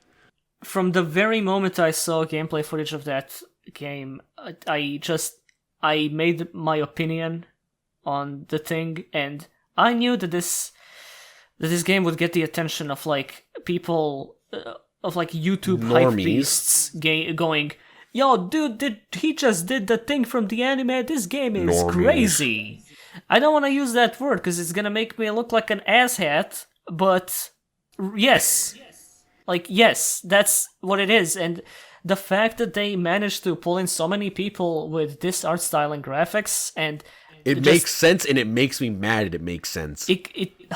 Excusing lack of any aesthetic quality to these character models with just incessant particle effects. It looks realistic. I have to say I love the stages in this game because the stages are hilarious. Retarded. They're so stupid. I love the idea of the Golden Gate Bridge with the stupid Hashirama and Madara statues right on the side. It's so dumb. I love it. It's so stupid.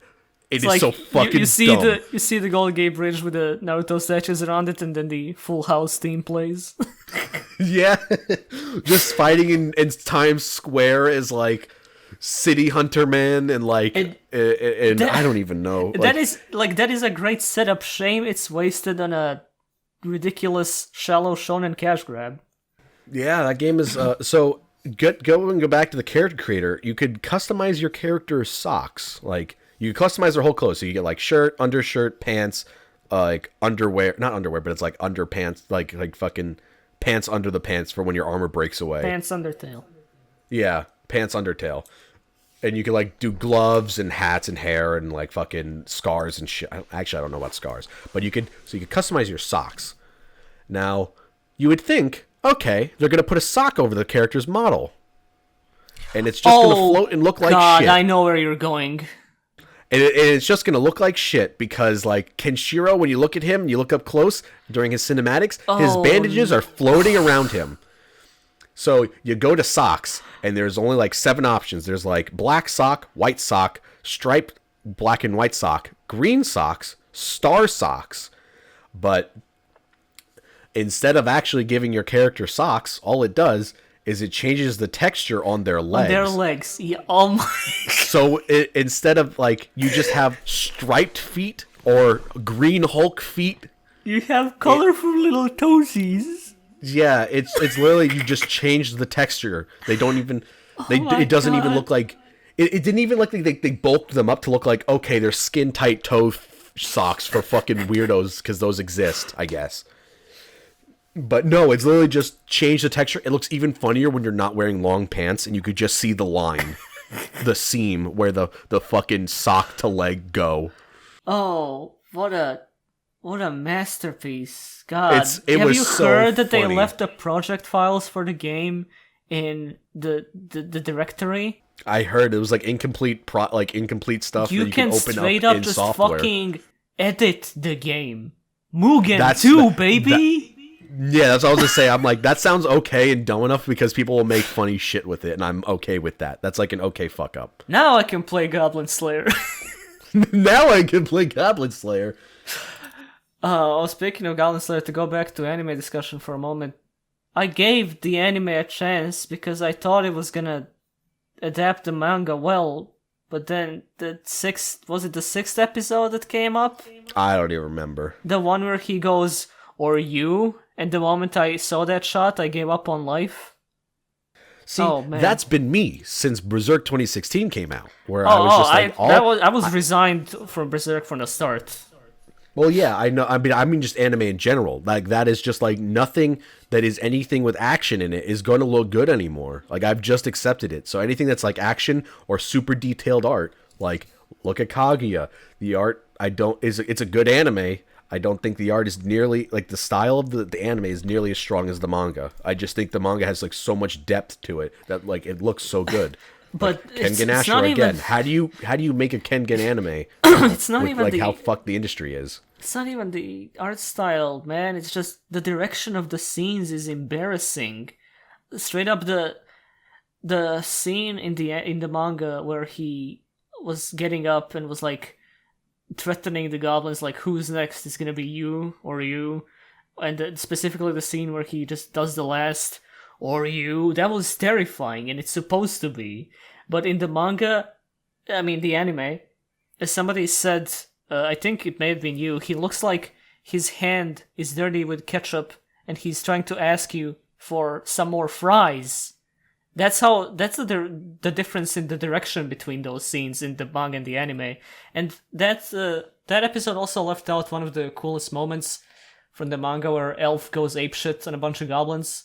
And and she just fucks them up with a club, and she bludgeons them, and it's like... Apparently it wasn't in the light novel, but it didn't stop them from, like, slightly deviating before. Like, who gives a shit? You're already adapting the manga, but cutting out some parts. Why cut out some of the coolest parts?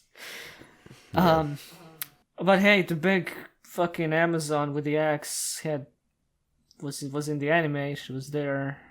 Yeah, whoa. Yeah, I'm mad at you for Goblin Slayer's anime because you convinced me. I'm a fucking idiot. You are a snake oil salesman, sir. The first episode gave me the impression you were like, that they were going the whole time that was coming, like, leading up to the release. Not only was I like, this is going to cause such a controversy when it comes out. I even have a recording of it on my phone because I record notes for video ideas when I'm just, like, laying in bed or in the shower. And I had one all the way from January in 2018. I was like, if this gets an anime, it's going to fucking... Yeah, I mean, I knew that too. I just laughed at the whole controversy, but... Oh yeah, that was funny. But leading up to the anime coming out, I was like, this is gonna look like shit. There's no fucking way they're gonna adapt the manga at all. Like, they're gonna adapt it. It's not gonna look fucking good. Like, how are you gonna, like... Goblin Slayer is not, like, factually impossible to adapt. Because it's not a manga that's particularly, like... outstanding and unique in the way of, like, presentation and art. you can I think very it's much... visually a really good fucking manga. Visually, yes, but it's not like Kengan where you have to get a fucking master to even attempt to replicate some of those panels. It's mostly very straightforward dungeon action, and the most effort you'd probably have to put into is like those like the scene from the episode I mentioned they botched, where he goes he goes full goblin and anti-goblin sicko mode. But no, they didn't even do that, and it's so annoying. And the CGI Is ugly that they and out of straight up place. only use for him, Because and- they don't want to draw him walking.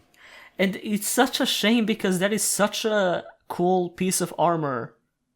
That is a ridiculously good armor. I hope somebody going mods back it to into why I Dark was Souls mad or at some you. shit, but God.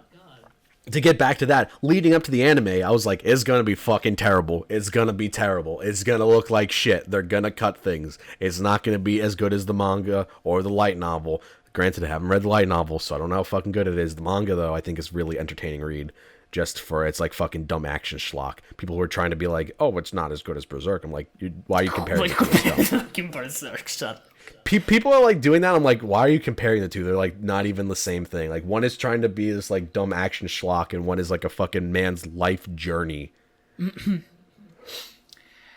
Yeah, that's But, that was the deal. But yeah, so the first episode comes out, and you're like, nah, man, it's great. It's good.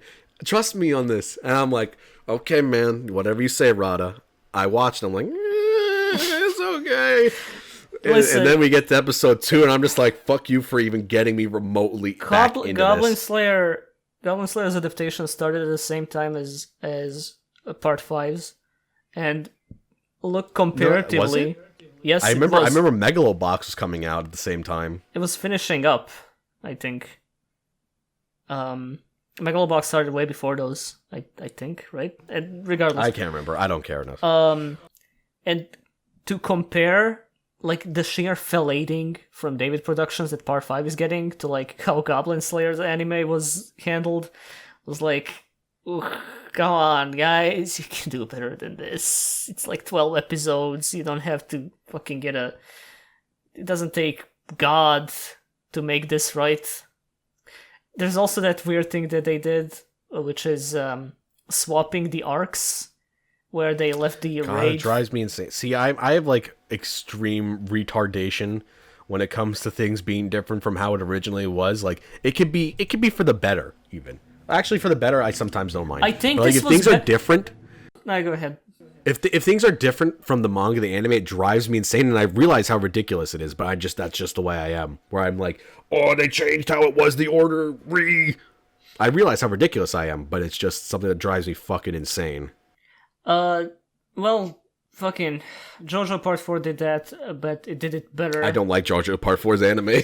Yeah, that was a bit of a weirdly handled adaptation, but it did the good thing, which was not putting the short Yukako hair arc after Shigechi versus Kira, because that would be very tonally inappropriate.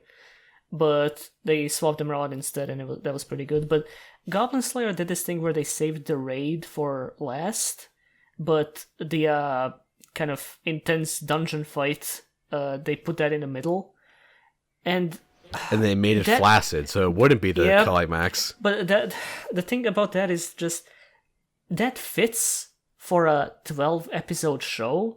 But there's a lot more going on after that, and they didn't have... they wouldn't have to do it if they stuck to the original run of the manga, but if they only had 12 episodes to work with, yes, I guess the raid is a better climax, but then you kind of ruin the moment where everybody sees his face at the end, because fucking Priestess had already seen his face when he took it off in bed after the dungeon fight, and it's like...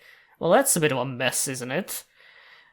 Also, the sorceress, which was really hot in the manga, looks like her face is super contorted in a bunch of scenes when she's talking to the priestess in one episode. It looks like they didn't finish drawing her. She looks stupid. Like instead of all the weird speech quirks that she has with like elongating spaces between words. Like she's about to say "duh" at any moment. She looks dumb. I don't know what they did to her. Shame on you, but hey, the Amazon looked nice. Anyway, back from Goblin Slayer. Jump Force. Konosuba's dub came out. Oh. And it's I pretty didn't good. watch Konosuba, so I cannot You watch. should. I like it. That's what I hear. I kind of don't like the English Kazuma, which kind of ruins the dub for me, but Darkness by Christina V is fucking great. It's hilarious. Yeah, that I heard about Patrick that. Seitz is the Doulahan. I love Patrick Seitz. He is like my voice man crush. He's the fucking coolest. As every role he's ever in. I wish he was Guts. He'd be great. There are a lot of people that could make a pretty good Guts. But the guy they got for the 2016 and 17 dub was not one of them. I mean, Kaiji Tang's a great actor. I believe it's Kaiji Tang that played Guts. Was it Kaiji Tang they got? That anime just sounds bad. Like I talked about it in my video, which I was just like that. It sounds like shit, and he's gonna sound like shit no matter what because it's gonna sound fucking. Hold up, no way. I believe it was Kaiji Tang hold because they up. didn't get Mark Darrison back. Oh, it was KJ Tang. Wow, okay. I didn't hear much of that dub, but it did not sound like him to me. Huh. Oh, That dub is just bad. It's just a bad dub. It's just a bad anime. It's a bad fucking show. bad Japanese dub too. Soundtrack wasted on a sham. Fucking, some of those songs are fine in a vacuum. You go listen to them, they're pretty good. When they There's play them us. during the show, they're in the most inappropriate moments. Yep. Griffith comes back. It's quiet. Okay, you're doing it. It's 2D. Okay, this is good. Just keep it up. Suddenly, blood and guts and blood and okay. Power metal, and it's just like, this is the most tonally fucking off thing I've ever seen in my life. It's like, there was this movie from, I remember going to see Spider-Man Homecoming, and I don't even remember what this fucking movie was called now, because I've completely forgotten about it, but it was a Gerard Butler film, and it was like, they have satellites in the air that change the weather, that like make it so the perfect weather is everywhere to deal with global warming, but someone hacked the satellites, so now there's natural disaster everywhere. And so there's a tsunami. I want to say it was going through like New York or San Francisco or something, and you just see people dying like in mass from giant tidal waves, being fucking murdered. Like you see close up on the street, they're like, ah! And you know what's playing? Yeah. Like fucking buddy cop music that you would see in a Will Ferrell film. And I'm like, I was in the theater, my jaw was just dropped, and I was like, look to my friend, I'm like, what is happening? He's like, I don't know. It was, I can't find that trailer anymore. I mean, I probably could, but it's just, it was so tonally inconsistent. Like the music was just like upbeat and funny, like you're in a buddy cop movie, and you just watching people getting cooked alive and drowned and frozen to death and hit by hail that are like the size of cars. I don't know. It's Gerard Butler's the main character, so you could just find a Gerard Butler film that came out like last year. Nate, speaking of disasters, humanity-ending disasters, another game I've been playing is Metro 2033 Redux, because Exodus came out, and I feel like I have to go through those games. Geostorm was the movie. Oh yeah, I heard about that one. But anyway, I've been playing Metro 2033, because I haven't went through those games yet, and one thing I want to point out is a lot of people mention how astounded they are by the aesthetics of games like Stalker, Pathologic, Metro, Gothic, and such. All those games that come out of like northern Eastern Europe, the Slavic lands, because they look so desolate and weird and depressing. And over here, though, you play them and you just think, "Oh yeah, I've been here." That's like me when I was playing Spider-Man. Yeah, it's Thank not God as they allowed you to. That's thank God they allowed you to like skip all like the panning of New York. It's like, yeah, I live here. I know what New York City looks like. but it's not that impressive. I climb up. The place smells like piss. I climb up on the tallest building in Spider-Man, and I think, wow. But then I play Metro or Stalker, and like, oh god, this is like where my grandma used to live. I'm like, I mean, it's cool that I'm going to places that I'm like, oh, I recognize this. This looks kind of like where I used to like go do things. I'm just like, but at the same time, it does like the big pans of the city, and I'm like, I don't care, Spider-Man. I live here. It's not that impressive. But yeah, Metro is a pretty sick fucking game. The worst thing I could say about it so far is that the enemy variety is like 0. This is. I don't like remember if there's Metro. boss fights in the first game. I haven't encountered any so far. I'm on chapter 5. I haven't beaten the game yet. But because there's boss fights in Last Light, and they're pretty shitty because it's just like damage sponges. You just waste all your ammo on them and they die. And what stands out to me about Metro 2033 is I'm generally not too big into survival games and such, but the ways you can modify your difficulty to just be right while still remaining challenging and kind of carrying that scavenging survival aspect of the game is really fascinating to me. Because just on the fucking starting menu, you have 4 different difficulties that affect the game in different ways. Like the last one straight up just removes your UI. You cannot check how many grenades or knives you have remaining, even though your character should realistically be able to just open his coat up and see how much of shit he's got. But that aside, I'm playing on like, I guess what's considered the middle difficulty, and I'm never really running out of ammo, but that's because I'm doing a lot of scavenging around. And I like all the ways that game lets you approach things without feeling like there's one concrete way to go through everything, even though there's a lot of scripted sequences where you just have to shoot the shit out of things. One thing I'm particularly annoyed by is how much of damage sponges those like generic just monsters are. Yeah, that's a kind of a problem. Yeah, I fix it better have more of a problem. Not problem. I have a lot more fun fighting human opponents because I can just trick them or distract them or try stealthing around. But the moment the monsters are thrown into the mix, I just have to either run for it or have to face like 15 dudes charging at me at once, and it's not very fun. I found a quad barrel shotgun halfway through the 2nd chapter, I think maybe the 3rd. I still haven't dropped it. It was like the mission where you retrieve the bomb from the demo team and you have to blow up the tunnel where the monsters are coming from. And that thing, the game just hands you a stabilized quad barrel shotgun that kills literally every enemy in the game in one hit. And it kind of trivializes a lot of the challenge, but the reload time is a bit nasty, so you have to watch out. But if you can just maneuver around the enemies and you're not on the highest difficulty or whatever, you can just plow through that game. So there's some balancing issues, but I really love the weird unconventional weapon customization you can work with. I love the bleak atmosphere and the like little moments of humanity, like saving that little kid and giving him back to his mom.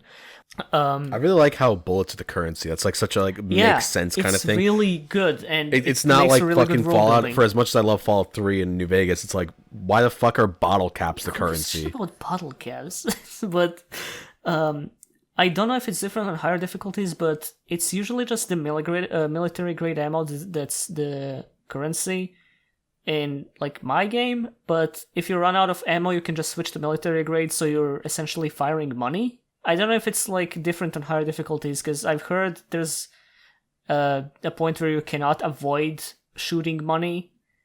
Is it like any different on higher difficulties? Do you know? I don't remember. I haven't played 2033 in like it's like years. Last time I played, I want to say it was like 2012, 2013. Yeah, but you can like switch between different ammo types on the fly, and at some point you might run out of ammo, so you'll have to shoot your currency. And that's really cool because it's a gameplay mechanic that plays really well into the story, and a lot of the game really is tightly packed like that. None of the game feels contrived, I want to say. Yeah, I love when things like establish themselves and it makes sense for things to be like that in universe. Like Like, the idea that ammo is scarce and ammo is the currency, and the fact that you're like, oh, do I use my currency bullets? Oh, God. What if I could maybe survive here, but then I won't be able to, like, patch myself up when I get to the town? I'm absolutely gonna replay the game after I beat it, because I want to see what it's like on higher difficulties, and I want to approach it with, like, different weapons and shit now that I know how the game works. I haven't read the book. My friend has. He tells me it's really nasty, really violent, so that's gonna be pretty fun. It's a Russian post-apocalyptic book, of course it is. I want to say the Metro writer. Yeah, the Metro writer is like, hell yeah, the fucking games are sick as fuck. Yeah, but then the Witcher writer is... Yeah, then the Witcher writer is like, fuck you, I want my money now that it's actually a big success. And he actually won thanks to old Polish law. Fucking asshole. Shouldn't have sold the rights so easily. They offered him twice. They're like, do you want royalties for this? And he's like, no.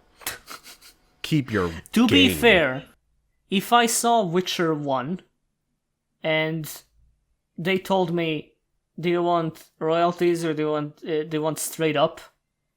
I would say this is not gonna sell anything at all. Because that game was he doesn't know jank. that. He's not a video game man. I don't know. I mean, I would have done the same because Witcher 1 did not look good.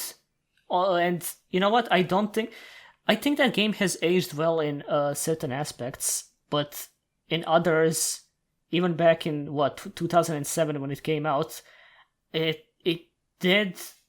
was kind of garbo on the standpoint of combat and presentation, and God, the voice acting was a joke. But I like the resource management of Witcher 1, and the quests are a lot of fun. It does a lot of things different from Witcher 2 and 3, and I appreciate it for that. But if I was to guess at the time if the game would be successful or not, and if I would like just prefer to be paid up front or in royalties, I would just say, just give me the money, this is not going to go anywhere, just do whatever. But see, that's fine the first time, but then the second time he did that, and I'm just like, you're just being an asshole at that point. It is so bizarre to me to see The Witcher go this far. Because the first game was so... It was cool, but you wouldn't believe that in 2 games this would become the most relevant Polish export to the world in history. Sounds about right.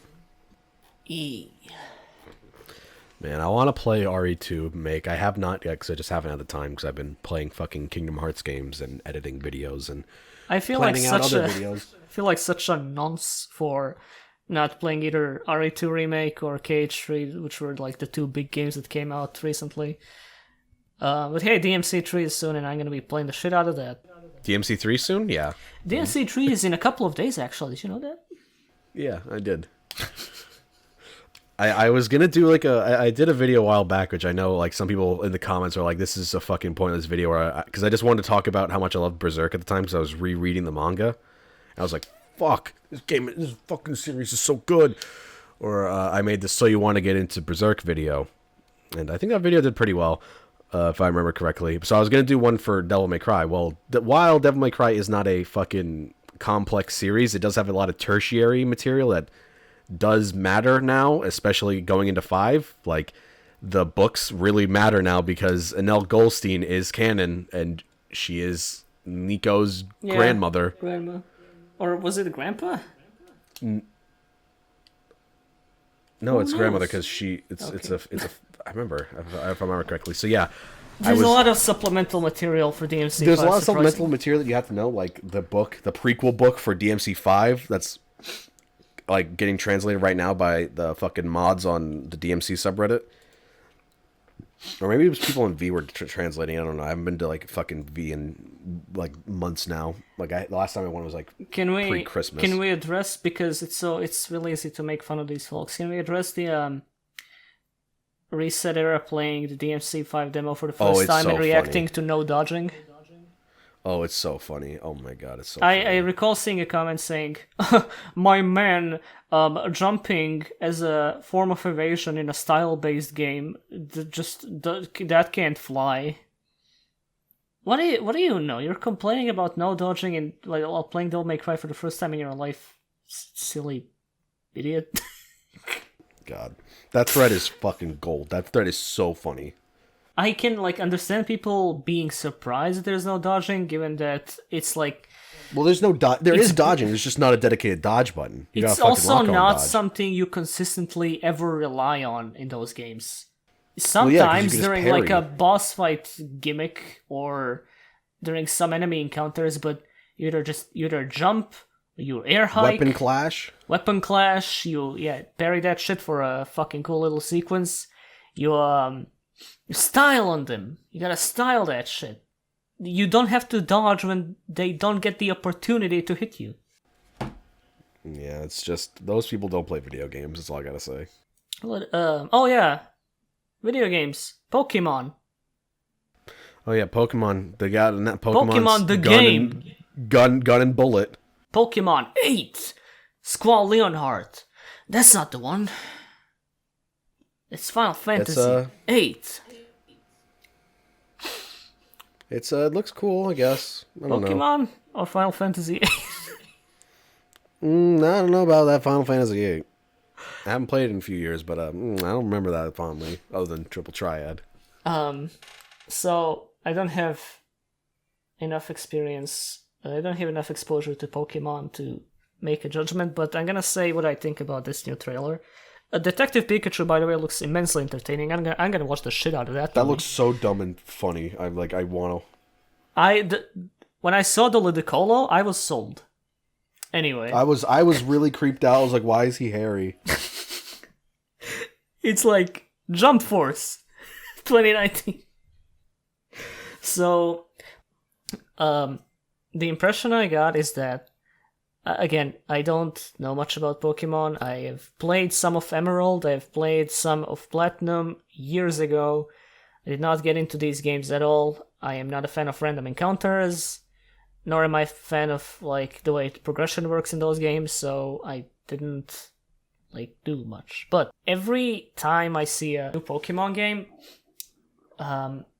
they certainly look extremely low profile somehow for a franchise that's the most profitable thing in history. Oh yeah, absolutely. Like, why that game? You could see it lagging and frame rate issues in the trailer. Why? I'm not to say that you gotta change up the Pokemon formula much, because it's been this way since the 90s and it's good. But I feel like if on There's modern innovation that can be had there that people talk about all the time. That's it. Like, when I saw a Pokemon spin in place and a guy 10 feet away from him, a Pokemon gets hit by air, and that's supposed to represent a move, I think that's some shit you'd see in an indie project, not in a high profile Switch Pokemon release. Like, the first I saw of Sword and Shield was a gif of the main character walking around, and I thought, oh, did they actually do something cool with the exploration? But no, they didn't. It still looks like exactly the same. It looks like an HD PS2 game. But you go through Twitter and people are going, oh, "This is so gorgeous," because it's because it's not 244p. It's not on a 3DS screen, pixelized to hell and back. God, I hate it. Ugh. But Pokemon just I don't know. They have some of the best character designs ever. Like, I love all the designs of Sun and Moon. I know people we know hate them, but I love Lily's design. I love the main two characters, the male and female trainer. Love their designs. Love all the gym leaders. Like, all the designs of the Sun and Moon are solid in my opinion. I think they're fucking great, but then it's just the game just wasted potential, I think. It's honestly if they don't want to iterate or innovate. You don't have to change up the gameplay. They don't have to change anything, which is why they keep it the same, I guess. There's so many cool things you could do with this world, though. Like, you look at Detective Pikachu, for instance, like the movie, and the most charming parts of those trailers for me are just seeing Pokemon doing stuff and interacting with the real world. And it's like, imagine a game with exploration on this level. How cool would that be? But it's just... It's still exploration on the level of a Game Boy game. That's why I get angry with fucking new Pokemon games, because I'm just like, you guys have the potential to be a slam dunk, but you don't do anything with it. And it's not like they don't have the resources. Again, the most profitable franchise in history. Yeah, it's like same thing with Fate. I'm probably Fate Go, I don't like that game. There's so much cool shit in Fate Go. I don't want to play that game though. I'm probably gonna buy Sword and Shield just to see like. I'm gonna buy because I'm a fucking worthless drone that still buys them either way. I mean, except for the Let's Go stuff, I didn't buy those. Just consume product. Just consume product. I mean, do not think. I didn't get Oras, and I didn't get Ultra Sun and Moon. In my defenses, I did not get those because those did not. I could have gotten one of those when I bought my 3DS last year, like an idiot. I thought buying a 3DS was a good idea for some reason because I always wanted. I mean, there's a lot of good 3DS games. Yeah, but then I would have to put in so much money to buy 3DS games on top of everything else. Yeah, they just don't go on sale. There are so many 3DS games I want to play. 1, I don't want to spend the money on it. 2, holding 3DS hurts my hand. And 3, I cannot get comfortable playing a handheld. I don't like handhelds. The last good handheld was the PSP. I don't know about that one. Alright, not the last one, but I'd call it... I don't think that was like... I don't get it, because I was on the outside of the PSP. The emulation machine. Okay, that's why I was going to say, can you explain to me why everybody loves the PSP because so much? You can play... okay. So you just had to homebrew that shit to make it actually cool. You can homebrew your PSP in literally 5 minutes with no programming skill whatsoever. That's why that console failed, because it was ridiculously easy to crack. Okay, so is that why everybody loves that console? Because I don't get it otherwise. Well, it might be that, but also its actual library of games is pretty. What library? I don't know what games do people. I've never heard anyone talk about PSP games. Go to V's recommended games wiki. Go to the PSP page, which is like the most often updated one, and you can see a whole list of really cool games you can play on that system. It is a Well, for one, it's a JRPG station if you're into that shit. Most JRPGs piss me off because they don't innovate or iterate. Well, yeah, but also you have the definitive editions of Disgaea 1 and 2 on that. You have Prinny. Sorry, I just kind of got possessed by the devil by thinking about Prinny. You have Patapon, the entire series on there. Patapon, there's really cool games. You got the hit Tetsuya Nomura slam dunk title Kingdom Hearts Birth by Sleep Final Mix Reloaded, Recoded Forever. Yeah, it's really great. We definitely did talk about it earlier, how much we hated it. There are so many emulators you can load up onto that thing. Did you know you can play any PS1 game ever on the PSP?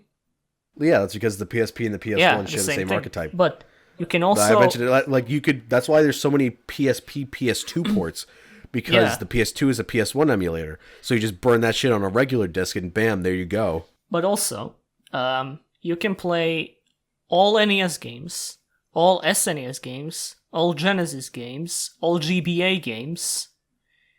If I'm not selling you by now, I'm not sure what else console to add by this point. You cannot play... I can just emulate on my fucking computer, but I don't you can carry this shit around. That's how I beat the... I don't like handhelds, though. I use this thing because I didn't have internet on my phone back. I don't leave my fucking house unless I have to get food. Yo, you wanna hear how I got a PSP? Sure, hit me with it. So this DVD store, like near my house, long since closed. And when I say DVD store, you know exactly what I mean. Almost none of that was like legit. DVD store had a PSP in the display, and I asked, how much is this? And the guy's like, it's $70, but I can like rent it to you, and if you like it, we can make a deal and you can buy it. And I think, okay, sure. And I take it for the day, and I like, what do I do? I immediately look up a tutorial on how to crack the thing, and because it's so easy, I do it in like 5 minutes, and I managed to burn God of War Ghost of Sparta on it, and Monster Hunter Freedom Unite, because those are games I really wanted to try out. okay, I can understand from like your perspective why the PSP is like an amazing console if like money is that difficult. Like if you don't spend that much money on fucking but listen, entertainment. Hold up, there's more to this. I had some birthday money left over, pretty much exactly $35. So I said, can I pay $35 this month and then I'm gonna bring the other half next month? And the guy was like, sure, whatever. And so I got my PSP and I gave him the 35. And then by the end of the month I realized, oh god, they don't have exactly $35. This is gonna be a problem. And then the store closes. I got a PSP for $35 when it was probably going around online at the time for like hundreds and shit. And that was a really lucky streak for me. Hell yeah, for poverty. Yeah, I mean, you gotta make do when you're like in the middle of the Slavic nowhere. But yeah, that was me. But instead of having like consoles or burning shit, I just played on like CartoonNetwork.com. That fucking Teen Titans fighting game on there, dude. That shit was a bop. It was so fucking difficult. This is like the PSP is why whenever I listen to the Persona 3 soundtrack, I get flashbacks of school. Not because the game is set in school, but because I was in school when I was playing it. Yeah. It's great. I'm scared to go back to P3 and P4 because I'm scared those games don't hold up. P3 does not. That game... I can tell you, I know they're not. Listen, I love P3 with all my heart, but I would rather replay it as a visual novel than a fucking video game. You wanna hear a horror story with me and P3? Is it the one where you the save issue? The save issue. I talked about go ahead, this tell the story, because I know the story, but people would love to hear this. I was getting ready for the final boss, and I didn't have many healing items. So the final day of the game was approaching, and I thought, okay, you know what? I'll just buy the healing items from the shop near Tartarus. I mean, near the like fucking central area of the game. And the final day comes. I'm just plowing through the game at that point because I'm tired and I want to get to the final area and the top of the tower and shit. So what happens is I go into the tower and I save the game, and for a second I think, wait, did I forget something? Probably not. Okay, let's go. And then I go up a few floors near the top and I think, oh no, my healing provisions. I had like nothing.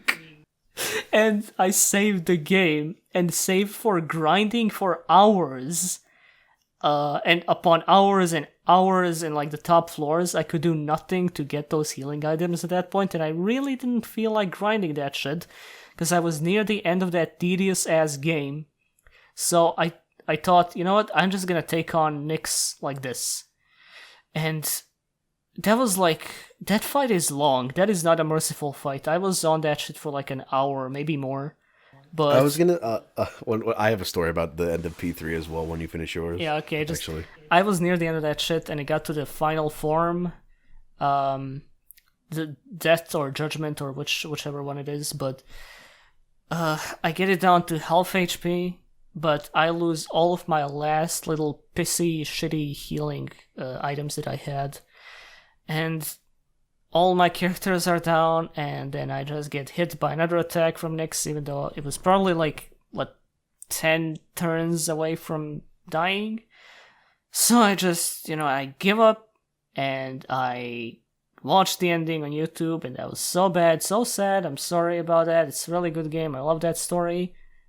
I do not regret watching the ending on YouTube one bit, because I'm a stupid idiot who saved over fucking thing that I should not have saved over. Go ahead. I had a similar issue. I believe I also saved over my thing, but it wasn't the depressing month. It was like right before it. So it was one of those stupid floor bosses, and I had I was stuck. I was literally stuck in the boss because I was emulating it, because I bought it on the PS3. And I had a fat PS3, and for some reason, just the one I had would not play PS2 classics downloaded off the fucking store. So I was out of fucking $30, and they wouldn't refund me. Oof. I was pissed. because I bought both of them, and they're like 15 each. And I was a This game fucking is- like kid at the time. This game is cursed. Yeah, so I was like, fuck it, I'm emulating it, whatever, I don't care. I downloaded that, Silent Hill 3, bunch of other games. This is back before emulation was a big no-no by Nintendo and shut down all the websites and sued them for $20 million. But, yeah, so I saved over my save, and I'm stuck in the boss battle, and I'm just like, fuck me, dude, am I right? So I think I had a backup save, but it was hours earlier, and I was just like, fuck this, I'm not regrinding. So I just made myself level 99 because you could just cheat in an emulator, and I did not have any difficulty with that boss, so I don't remember anything about the final boss at all. Oh well. So you beat P3? I did beat P3. I beat P3 cool. and the answer. The answer is terrible. Oh, I didn't play the answer because I was on a PSP. But I hear it's not particularly good, save for introducing not. another Everyone's cool fucking- robot girl. Yeah. It's not good. I do not like it. I don't think I hated it nearly as bad because I was level 99, but it was still like a fucking slog, and everyone was like fucking insufferable. Yukari's the worst in there. What do you mean when you say Yukari is the worst? She was like insufferable. Like I fucking couldn't stand her. She was just like a massive raging bitch. The whole answer. Oh, in the answer. Okay, never mind. Yeah, for no reason. I mean, understandably, like her friend's dead, but like, shut up, Yukari. Everyone else is fucking upset. Like, I get it. Like, I guess it makes sense in universe why everybody's upset, but she's just like such a like causing such an issue when everyone's just like complying. Everyone's like, this sucks, but we got to keep going, guys. Like, we got to, and she's just like, no, fuck this, or just like causing issue. I don't remember exactly because it's literally been like 6 fucking years since I played P3, maybe 7. I want to say I played in like 2012. You know what I noticed that people don't bring up very much? That in the PSP version of Persona 3, the dialogue flows a bit better because the pauses are shorter between the characters' sentences. Because the dialogue in those games usually feels ridiculously stilted because the characters do like little moves and animations between sentences. So like the talking pauses while they do that. But in here, because the presentation is a visual novel, you can just kind of click a button through that, and it's like they still have that issue in Persona 5. Yep, and that's I not know. going to get changed. People, you complain about it, people are like, that's just how the game is. That's just how Persona is. Shut up. I idiot. have played localized Japanese games where the dialogue flowed perfectly fine. Persona games, they do not. Sakamoto.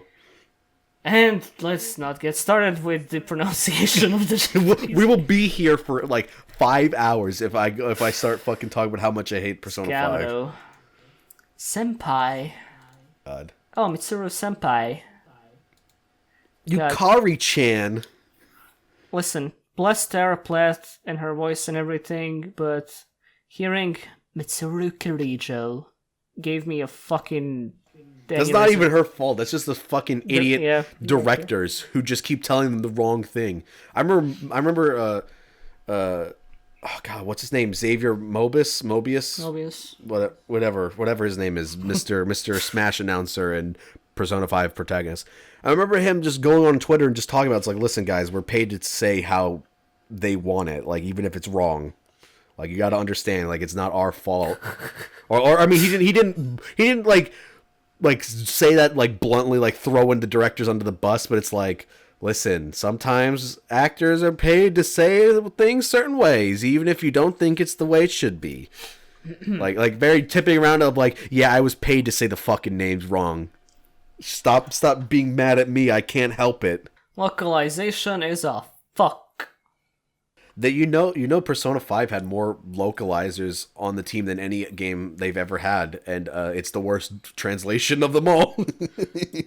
I dropped Persona 5 a few hours in. I don't know You're why smart. exactly. I mean, if I'm going by the way you described the game, that was a good thing. But if I'm going by how the entire internet treats it, I made a grave mistake, so I guess I'll never Do not know. make a grave mistake. Do not listen to those people. I know. I'm sure it's not like a fucking literary masterpiece. You could ask. You're friends with Fields, right? You're friends with Mr. Fields. Not exactly. He does not like more that game either. More like vague Twitter acquaintances.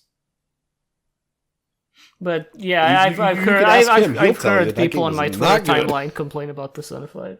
I've heard Pat and Bully talk about some really nasty social link where you go into the heads of a girl's parents to convince them to like her, as opposed to making her face reality. Yep, that's. I mean, you don't go into their heads, but it's a long fucking thing. Yeah. Mentos is the worst thing that could happen in that game because literally every issue is just magically poofed away instead of actually solving problems and people growing as people because everything is just magically snap. It's magically. Oh, I'm not an asshole anymore. I don't want to just abuse my child and put her up for fucking whatever they were doing. I don't even remember what they were doing at this point. It's been a while.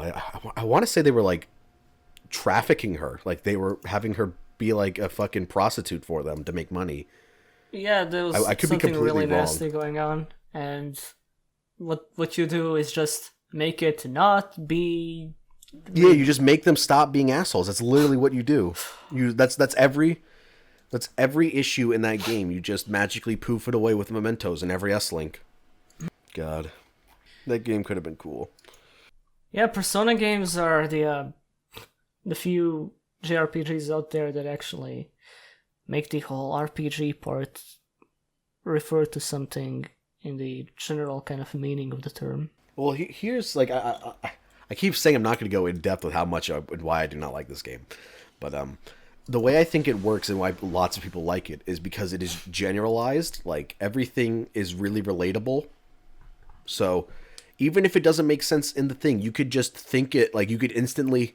What I think people do is they see an event happen or a character and they're talking about something and they're like, oh, this is like my thing. And then they completely ignore the parts that don't make sense. Yeah, they hit the home run with a fucking school setting because everybody has been to school and these generic character archetypes kind of fill out what a lot of people have been through, and that's why it works. Yeah, it's broad enough that anyone could establish. Anyone could just like relate to them and then rewrite it in their brain to apply to what they did or what happened to them in their lives. And I think that's why it really works for people, even if in story that makes no fucking sense and it's just like, what the fuck, why are you okay that why are you forgiving him for killing your dad? After playing Persona 3 I wanted to get into 4, but I couldn't stand the characters.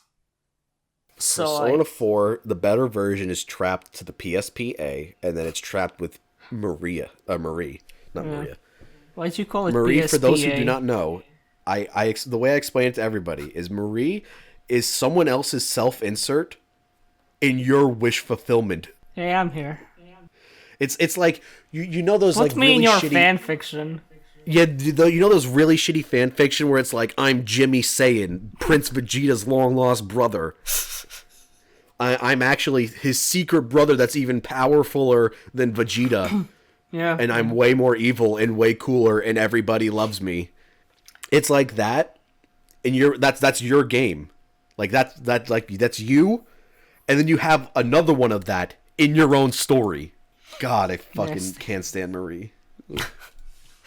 Yeah, I did not like the characters in Persona 4 very much. I was also one of the few people on Earth who found... Okay, this is not exactly a hot take, more like an unpopular opinion. I cannot stand the default battle team in Persona 4. Reach out for the truth. Understandable. Music is the most subjective thing on the planet, so like I think Persona 3's soundtrack is the best out of any game I've played. It's my favorite. I could listen to that shit for hours on end. Persona 4 comparatively kinda can't stand it. Like I'll say, for as much as to duality, to bring the duality of my Persona talk, like for as much as I shit talk that game and don't like a lot of it, it is still a gorgeous fucking game, and the music is amazing. It's just the aesthetics of Persona 5 are something that pops out immediately. All it's the character really designs like are fucking fantastic. It's just the characters themselves have no character. It's the one type of it's like the one JRPG where I don't mind that the exploration is again very kind of basic, walk around places, interact with stuff, because the stuff that you interact with is actually is entertaining, and it's like the Yakuza games in a way, except I mean it's not as freeform as Yakuza because those games were built around going around that city and doing all kinds of shit. Yeah, go run around Camarocho and just Yeah. be like, But "Woohoo, Camarocho!" But yeah, it is that type of feel, just exploring the city, learning the places, going to places with people and learning about them. It is it's a very open-ended not exactly open-ended, but a visual novel where you have like a kind of degree of control over your character, but not the story really. God, Kawakami story. Oh, fucking dumb. Oh. Fucking getting extorted by asshole parents, then you just magically make them stop wanting money from her. Oh, it's so dumb. It's like, oh, it magically solved itself. Got anything else? I don't think I got much else. Let me think. Let me look at my Steam games. What have I been playing recently? Or like, let me look at my shelf. I could say right now that I've been playing God Hand again because I needed footage for that, for the KH video. God, I booted up God Hand because I finally got like a PS2 copy of it because I was tired of losing my progress or my save on the fucking PS3s because each time my PS3 broke, I had to get one and I could never transfer the save because no cloud saving. And when those consoles are dead, you can't get saves off them. So I'm just like, fuck it, I'll just buy a PS2 copy. So I booted it up for like 2 minutes because I just needed footage because in God Hand, I love how, even if it looks shitty, I love how the camera just goes through the environment instead of pushing it closer to the character. I hate how every game does that now. I fucking hate it. Just let me go through the environment. I don't care how dumb it looks. I don't care how fucking stupid it is and immersion breaking. It makes the game play better. So I was like, okay, I just need that. So I was going to play it for like 2 seconds. I ended up playing it for like 5 hours. God Hand. God, that game is so fucking fun. I'm just going to go up and say I didn't play God Hand because it came out around the time when I really wanted to have a PS2. Actually, no, it came out way before that because I probably had a PS1 at the time God Hand came out and I was jumping around in Rayman 2. But I found out about the game while I was kind of getting enlightened on the whole gaming sphere as a whole. Via a magazine, I'll actually talk about a bit because this is going to be interesting. I have a lot to say about this certain magazine. Is this the magazine with the rating of the women butts? Or yes. boobs or whatever it was? Yes, it is. And this is a magazine I eventually want to make a video on when I branch off into video game and anime shit. But regardless, God Hand is something I always wanted to play, but never really had a kind of concrete way of doing so besides emulation. And I never really feel like emulating PS2 games for some reason. Kind of a pain in the ass for me. And Understandable. I want to play the Ratchet and Clank games, but for some reason I'd rather just buy a collection somewhere than emulate one. I'm the same way. I'm more likely to finish a game if I actually buy it than just emulate it. Yeah. Anyway, this magazine is called Screen Fun, or at least it used to be called that. Now it's called Games. Games for gamers. Games. And it was a German production localized to Serbia with some certain like parts of the magazine completely altered. And it was an offshoot of a tween magazine called Bravo. So it was essentially not the only gaming magazine you could consistently get access to in Montenegro, but it was the best one. Occasionally they would import a big Croatian one for some reason, which was really good. I think it was called Next Level, it was Next Level. But then they stopped, I presume because nobody but me was buying them. But there was this other one called Gameplay. It was abysmal. I remember a review from Gameplay of Bayonetta being 2 pages of the guy complaining about how Bayonetta looks, then saying, but the game is okay, so it's a 90 out of 100. So, yeah, gaming journalism never really changed. So... Yeah, I'm just like, damn, gaming journalism sounds about the same over there. So, Screen Fun was bizarre. I don't think they really understood what their age group is, or... Although those are like the most interesting. I always love like games or TV shows or anything. It's just like they had no idea what their target audience was, so they have all sorts of shit for everything, and it's just like who is any of this for? Like, They I'll censor- talk about Shaq Fu, Shaq Fu 2. Like, Yeah. there's tons of like jokes that came out were dated by the time that game came out, and then there's like meme jokes. I'm like, okay, that's for the fucking memers who actually backed this game.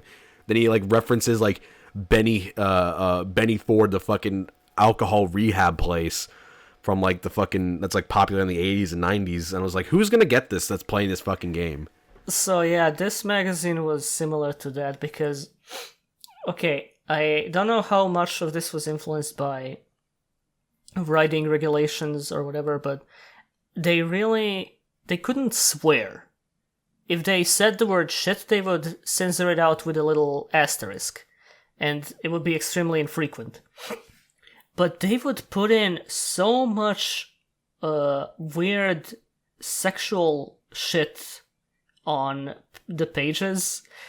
For instance, okay, let me distinctly recall, because there's a lot of this. Like a scan of there would in the screenshots for the Godfather 2 video game, they would straight up put one of the Never scenes. played that game, but I've always seen it in stores. Yeah, it exists. I did back when the PS or the Xbox 360 was on the shelves. Yeah, there's just a scene where a woman is naked and they put it there because, hey, why not? The naked women from the Saboteur, sure, just put it right there. The fat ass of that girl from that shitty X-Blades game, just put it right there. One of the most bizarre one that I'm looking back on to this day is in their review for Blaze Blue Calamity Trigger, which was like a big 2-page spread, was an official scan of Rachel Alucard, the vampire girl, in like a half naked in bed with her like how do I say this? You could see those like panties bulge. It was a very detailed picture, and they just kind of put that there. And there were the articles where you had to match up the tits of video game characters with who they belong to. And so yeah, they okay, so maybe it's a little bit of a raunchy gaming magazine, but then you like read the messages they get from people, and it's all like dumb kids. I distinctly recall them publishing a picture of like two 12, 13-year-olds that plastered their room with Screen Fun posters, and they're like, hey, good job, guys. Anyway, here's some gigantic fucking tits on you on the front page. Okay, they didn't say that, but they might as well have.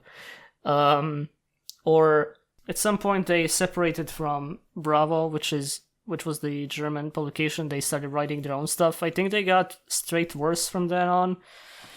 I think Because they weren't being kept in check. yeah. I remember.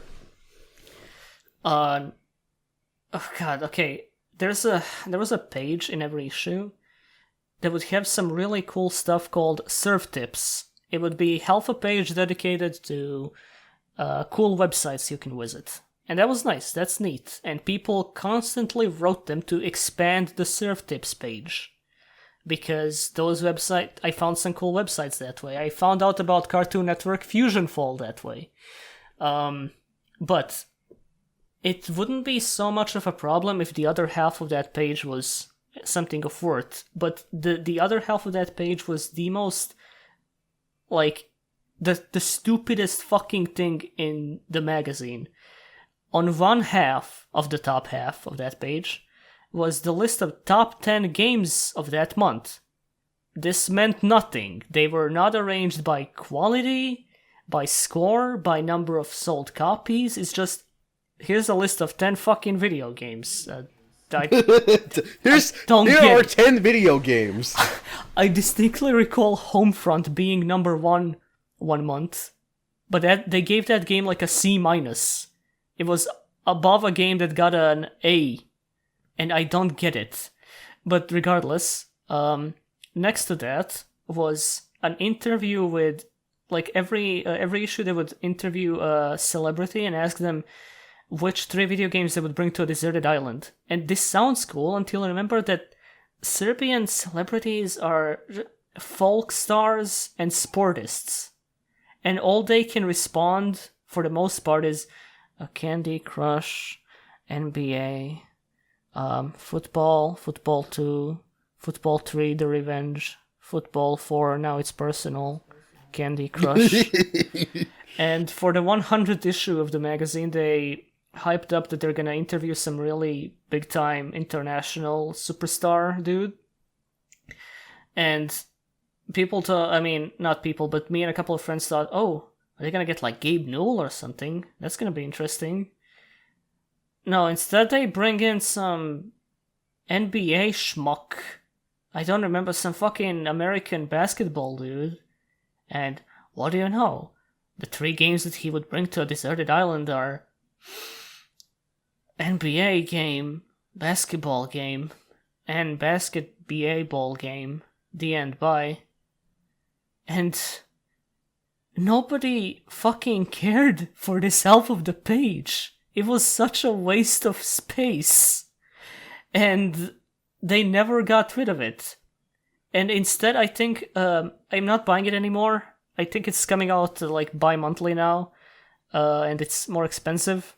And probably because nobody's buying it, because people have learned about the internet by now. But they like let people review games for them now. You can like send in a review and they may publish it, and they have like a little retro review space, which I guess is That fine. sounds like a terrible idea. I mean, it's just, you know, it's somebody, some kid reviewing a video game might like be excited to have it published in the magazine. Who cares? But it is such a bizarre magazine looking back at it, and I was hyped to buy this every month when I was a kid, because that was my only source of news for video games. So many games I'd see and think, wow, I'll never be able to play this, but I sure read about it.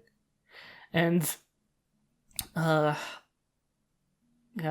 I could talk about it for hours on end, but those are just kind of the things that stand out to me the most, because it's just the disconnect between your target audience and what you want to do was so baffling to me. I remember in one issue, this was one of the early ones I bought. They had. How long did you buy this for before I? I was buying this from September 2007 up until halfway through 2014. So for like a Holy straight fuck. 7 years. Oh my god. And that was like €1 for one issue. So you can multiply that by however many months that was. That's how much money I gave them. Anyway, God, I don't even remember being really happy when I saw like the author's forward saying, "We're one of the most.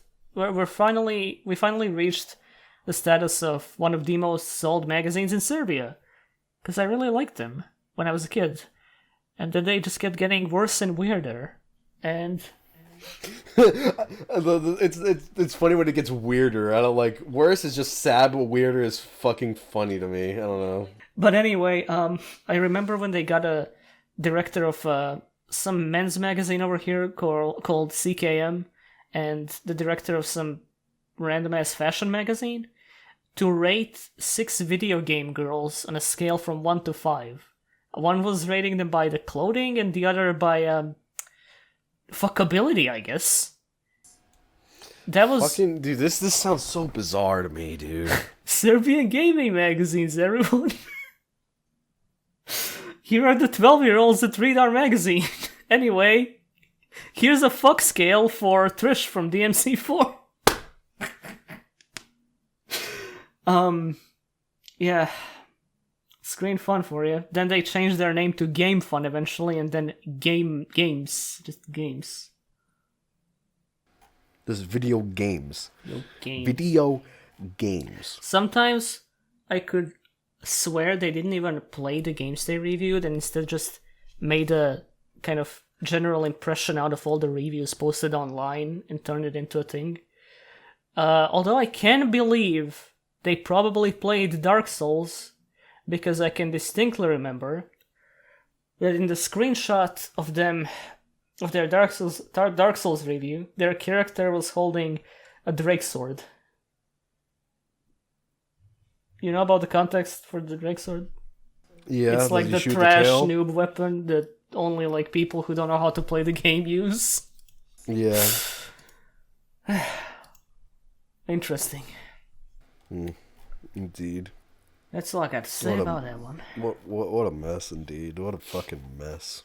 There was also another magazine called Gameplay. A mistake they frequently made was posting reviews of a different video game in like from a previous issue of the magazine. They would post it in the next one as the review for a wrong game. Because like that's fucking hilarious. You'd be reading. This is peak Slavland culture to me. You'd be expecting I'm a learning review. So much, dude. You'd be expecting a review of Fallout 3, but actually it's Leisure Suit Larry 7 or something. This would make a fucking great video. I say you just fucking make it now. I'll scrounge up whichever copies of Screen Fun I have and look through them for bizarre shit I can find. God, so that's fucking hilarious. This is peak culture that I'm learning here. Fuck going to class and going to clubs, culture clubs at school. This is it. Talking about like obscure bullshit.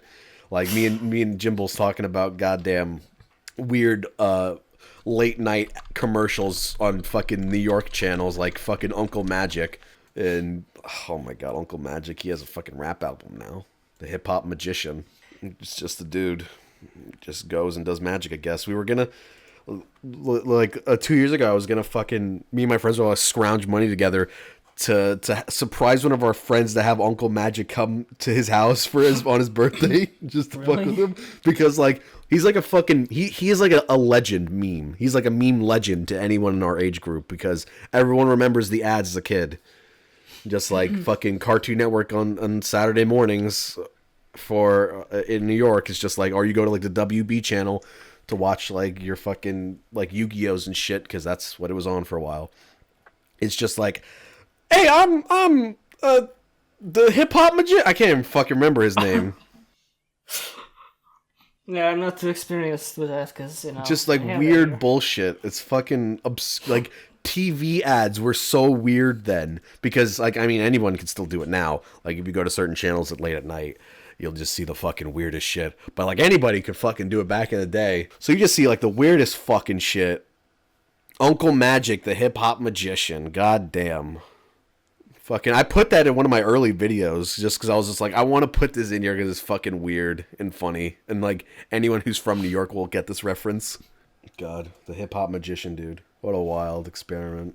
I'm just looking at my Steam library, seeing what I've played recently, if I could talk about it. I'm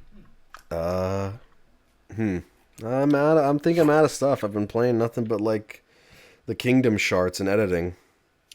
I remember a review from Screen Fun of Witcher 1, the enhanced edition, where in the whole like cons part, the downsides of the game, they said, nothing.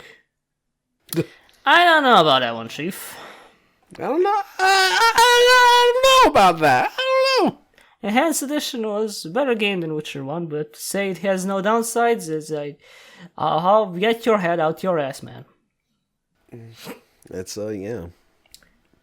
I guess you want to just like call it here and wind down the podcast. We've been going for nearly 4 hours now. Yeah, that's good.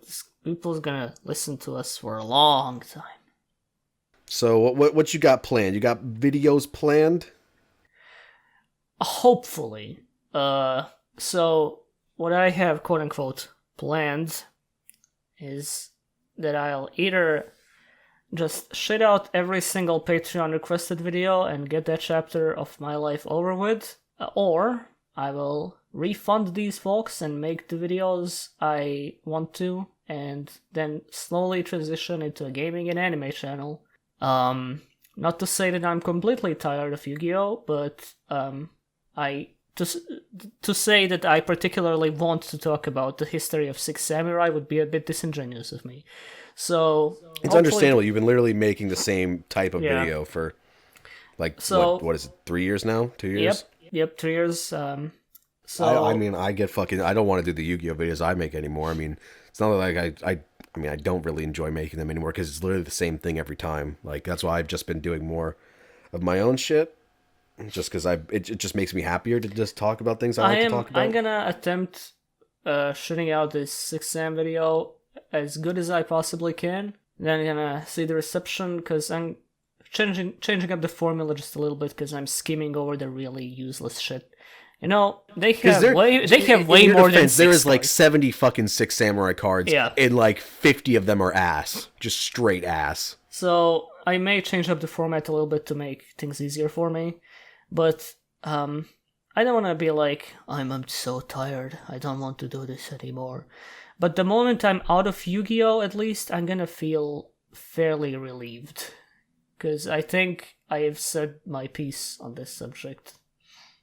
Yeah, dude, no one just does the same thing for that long and doesn't get like... I'm just not sure if I sick of should make a new channel or transition from I'm telling you, dude, just stick to your channel and just transition slowly. Eventually, just change the name from Ranked and Yu-Gi-Oh! To just Rada. I'll probably rebrand, but I'll still be the Rada.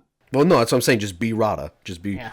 Just remove the rank 10 part as soon as you're done with like Archetype Archive. Like people don't like if you before we want to wrap up, you want to get onto like YouTube and stuff. Just talk about like making videos and shit. Because I actually have like a decent amount of stuff to say about this. Sure, I don't. It's just like I don't want to like say I'm taking the job for granted, because like this is a fucking awesome chance to just like make videos I enjoy, make money off it, and be able to like fucking afford to do stuff now.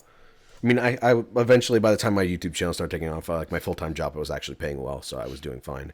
But it's just, like, doing the same video over and over again, like, is just tiring. It's creative. I feel like I feel like with Yu-Gi-Oh! I'm stuck in a certain format. I'm not able to adequately kind of, I don't want to say express myself in, but I don't find it particularly engaging to scroll through 30 Yu-Gi-Oh! Cards, comment on every single one, and like just struggle to find anything worth editing into the video as like as a quip or a funny little moment or anything. No, when you're talking about a video game or an anime or something, there's so much shit you can just go from, but with cards, they're cards. It's a very restrictive thing, I'll say. Like I am amazed at myself for even managing to get this far. Yeah, it's just like it could get tiring just doing the same thing. Like I've talked to a few other channels behind this, like other Yu-Gi-Oh channels, but then like I assume like not even just Yu-Gi-Oh channels, like one of those fucking Dragon Ball channels or like Naruto, like Swag Kage. I haven't talked to Swag in like fucking a year. Actually, same. Is he still on Twitter? I haven't seen him post anything. I haven't. I don't know. I talked to him like when I was first, like my channel was first taking off, and he's like, "Hey, you seem cool. Want to hang out?" And I'm like, "Okay." I talked to him for a bit. He's a cool guy. Really nice.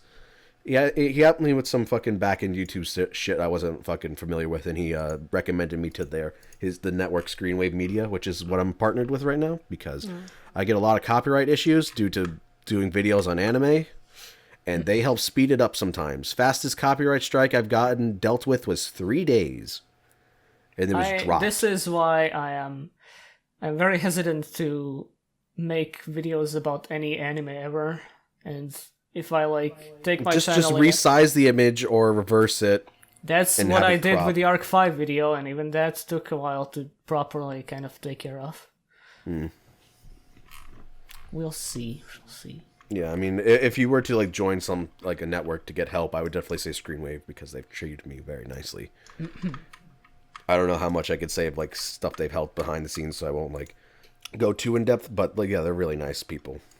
My manager guy. Well, I don't know if you consider him a manager, but just like if he's like my liaison, I guess. Like I go to him when I have like channel issues, or I'm like, hey, this video got copyright striked, or hey, can you help me with sponsorship stuff? Ian, he's a very nice man. He's helped me a lot. Got those fucking that Hitman video I did on the movie, that was copyright striked, and I was like, oh god, I gotta wait another month, and I'm not gonna have another video out. It's gonna be even longer. That shit got settled in 3 days. You got that shit done. Ian. Those guys, they do good work. They get you nice stuff. I used to be, the only partner group I used to be was Maker Studios, and then that got shut down, and then I was with AdSense ever since. And Yeah, don't good really thing, have because Maker trouble. Studio is a scam. I don't really have trouble with copyright because even when I use copyrighted material, I go out of my way to mask it as much as humanly possible. Like there was that one scene from Akiba's strip that I used where dudes are like, I negate the effect that negates the effect that your effect negates. That scene that I used in the War of the Worthless video, I didn't just put the scene in. I put the scene, I made it pan around, I resized the window, I flipped it, I decreased the transparency, and I sped it up. That's the lengths I go to with just a few seconds of footage, because I don't want to, like, provoke the YouTube demon to scour through my channel and just hit everything for no reason. Understandable. Because I know Nakey Jakey got hit on his, like, longest video for using, like, 6 seconds of Careless Whispers. Yeah. I mean, he could just put a claim in, and after a month it would be, like, back, and that would be off. But that's still, like, a month of waiting, unless, like, it's sped up. But sometimes, my Dark Side Dimensions video I eventually made, because people were like, do the Dark Side Dimensions. I'm like, okay. That got copyright striked, and there was literally nothing I could do. It wasn't, like, resize it, flip it. It was just, like, anything of that material for that movie, fucking blocked worldwide. It's done. No viewable at all. So I got in contact with my people at Screenwave, and they're like, yeah, we'll take care of it. And it took a whole month because they just just dragged their fucking feet. And it's just like the reality of it sometimes. It sucks, but like I try to stay positive because like I don't know, when I fucking with YouTube or just like anything in general, I'm always swapping between like hyper cynicism and nihilism, and then like upbeat, man, it's not that bad, we'll work through it. Like some days I look at YouTube, I'm like, man, guys, I'm just happy I got a channel that people actually want to watch videos for. And then other times I'm like, this shit is the fucking worst. And it's just like it's the duality of man. It is the duality of fucking mood swings and shit. It's fucking yeah.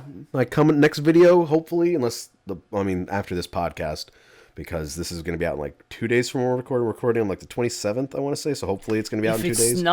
If this is not out on Friday, then I am dead. Oh no. If you're listening to this, then I am probably gone. Yeah, so after that, for those who care about my shit, I'll have like an hour-long podcast thing talking about all the Kingdom Hearts games in the Story So Far collection. I'm like 42 minutes in on the editing of that. Actually, I'm 43 minutes, so that's a thing that's going to happen, and then after that, I'm going to like have my DMC5 review and talk about some other shit. Hopefully we can turn this into like a scheduled thing, because this is pretty fun. Yeah, this was fun. This was nice and fun. Time to never do it again. Time to never do it again. Yeah, time to never do it again. Oh man. Okay. And I guess just follow Rod on Twitter. I'd never really follow me on post Twitter. I make more content there than I ever do on YouTube. I don't really use Twitter that much anymore because I'm trying to cut down on it because it's unhealthy. I should too. Links for all of our shit will be in the description. And in the extra monster zone. Yeah, in the extra monster zone, right. And hopefully we'll do this another one next week. I guess we'll probably record on like the following Wednesday, and then it'll be out the day DMC5 comes out. Oh, we're gonna be busy. Yeah, I'm gonna be busy. Like I'm just gonna cut all contact off and play that. Like I have my whiteboard and like I have dates for all my videos that I have planned. Like I want to try to have like a solid schedule for them, and like DMC5 is just like there is a like big period between okay, here is this video, and then 3 weeks DMC5 review comes out because I want to play through the game at least twice. I want to like play through it on normal, and then I want to play it on DMD. I'm not gonna dare approach the DMC game on like any particularly high difficulty because as much as I love those games, I am not very good at them. But I am sticking. I'm not very good at Dante and 4, but like I'm like gonna stick to normal and something a bit higher, and I'm gonna be just fine with it. Yeah, I just wish every fucking hardest difficulty was as good as KH2's critical mode. It's just so fair. God, you guys are jerking off so much to that shit I should probably try It's it just, out it's so good. It's so fucking, that difficulty is like the most fair, hardest difficulty ever.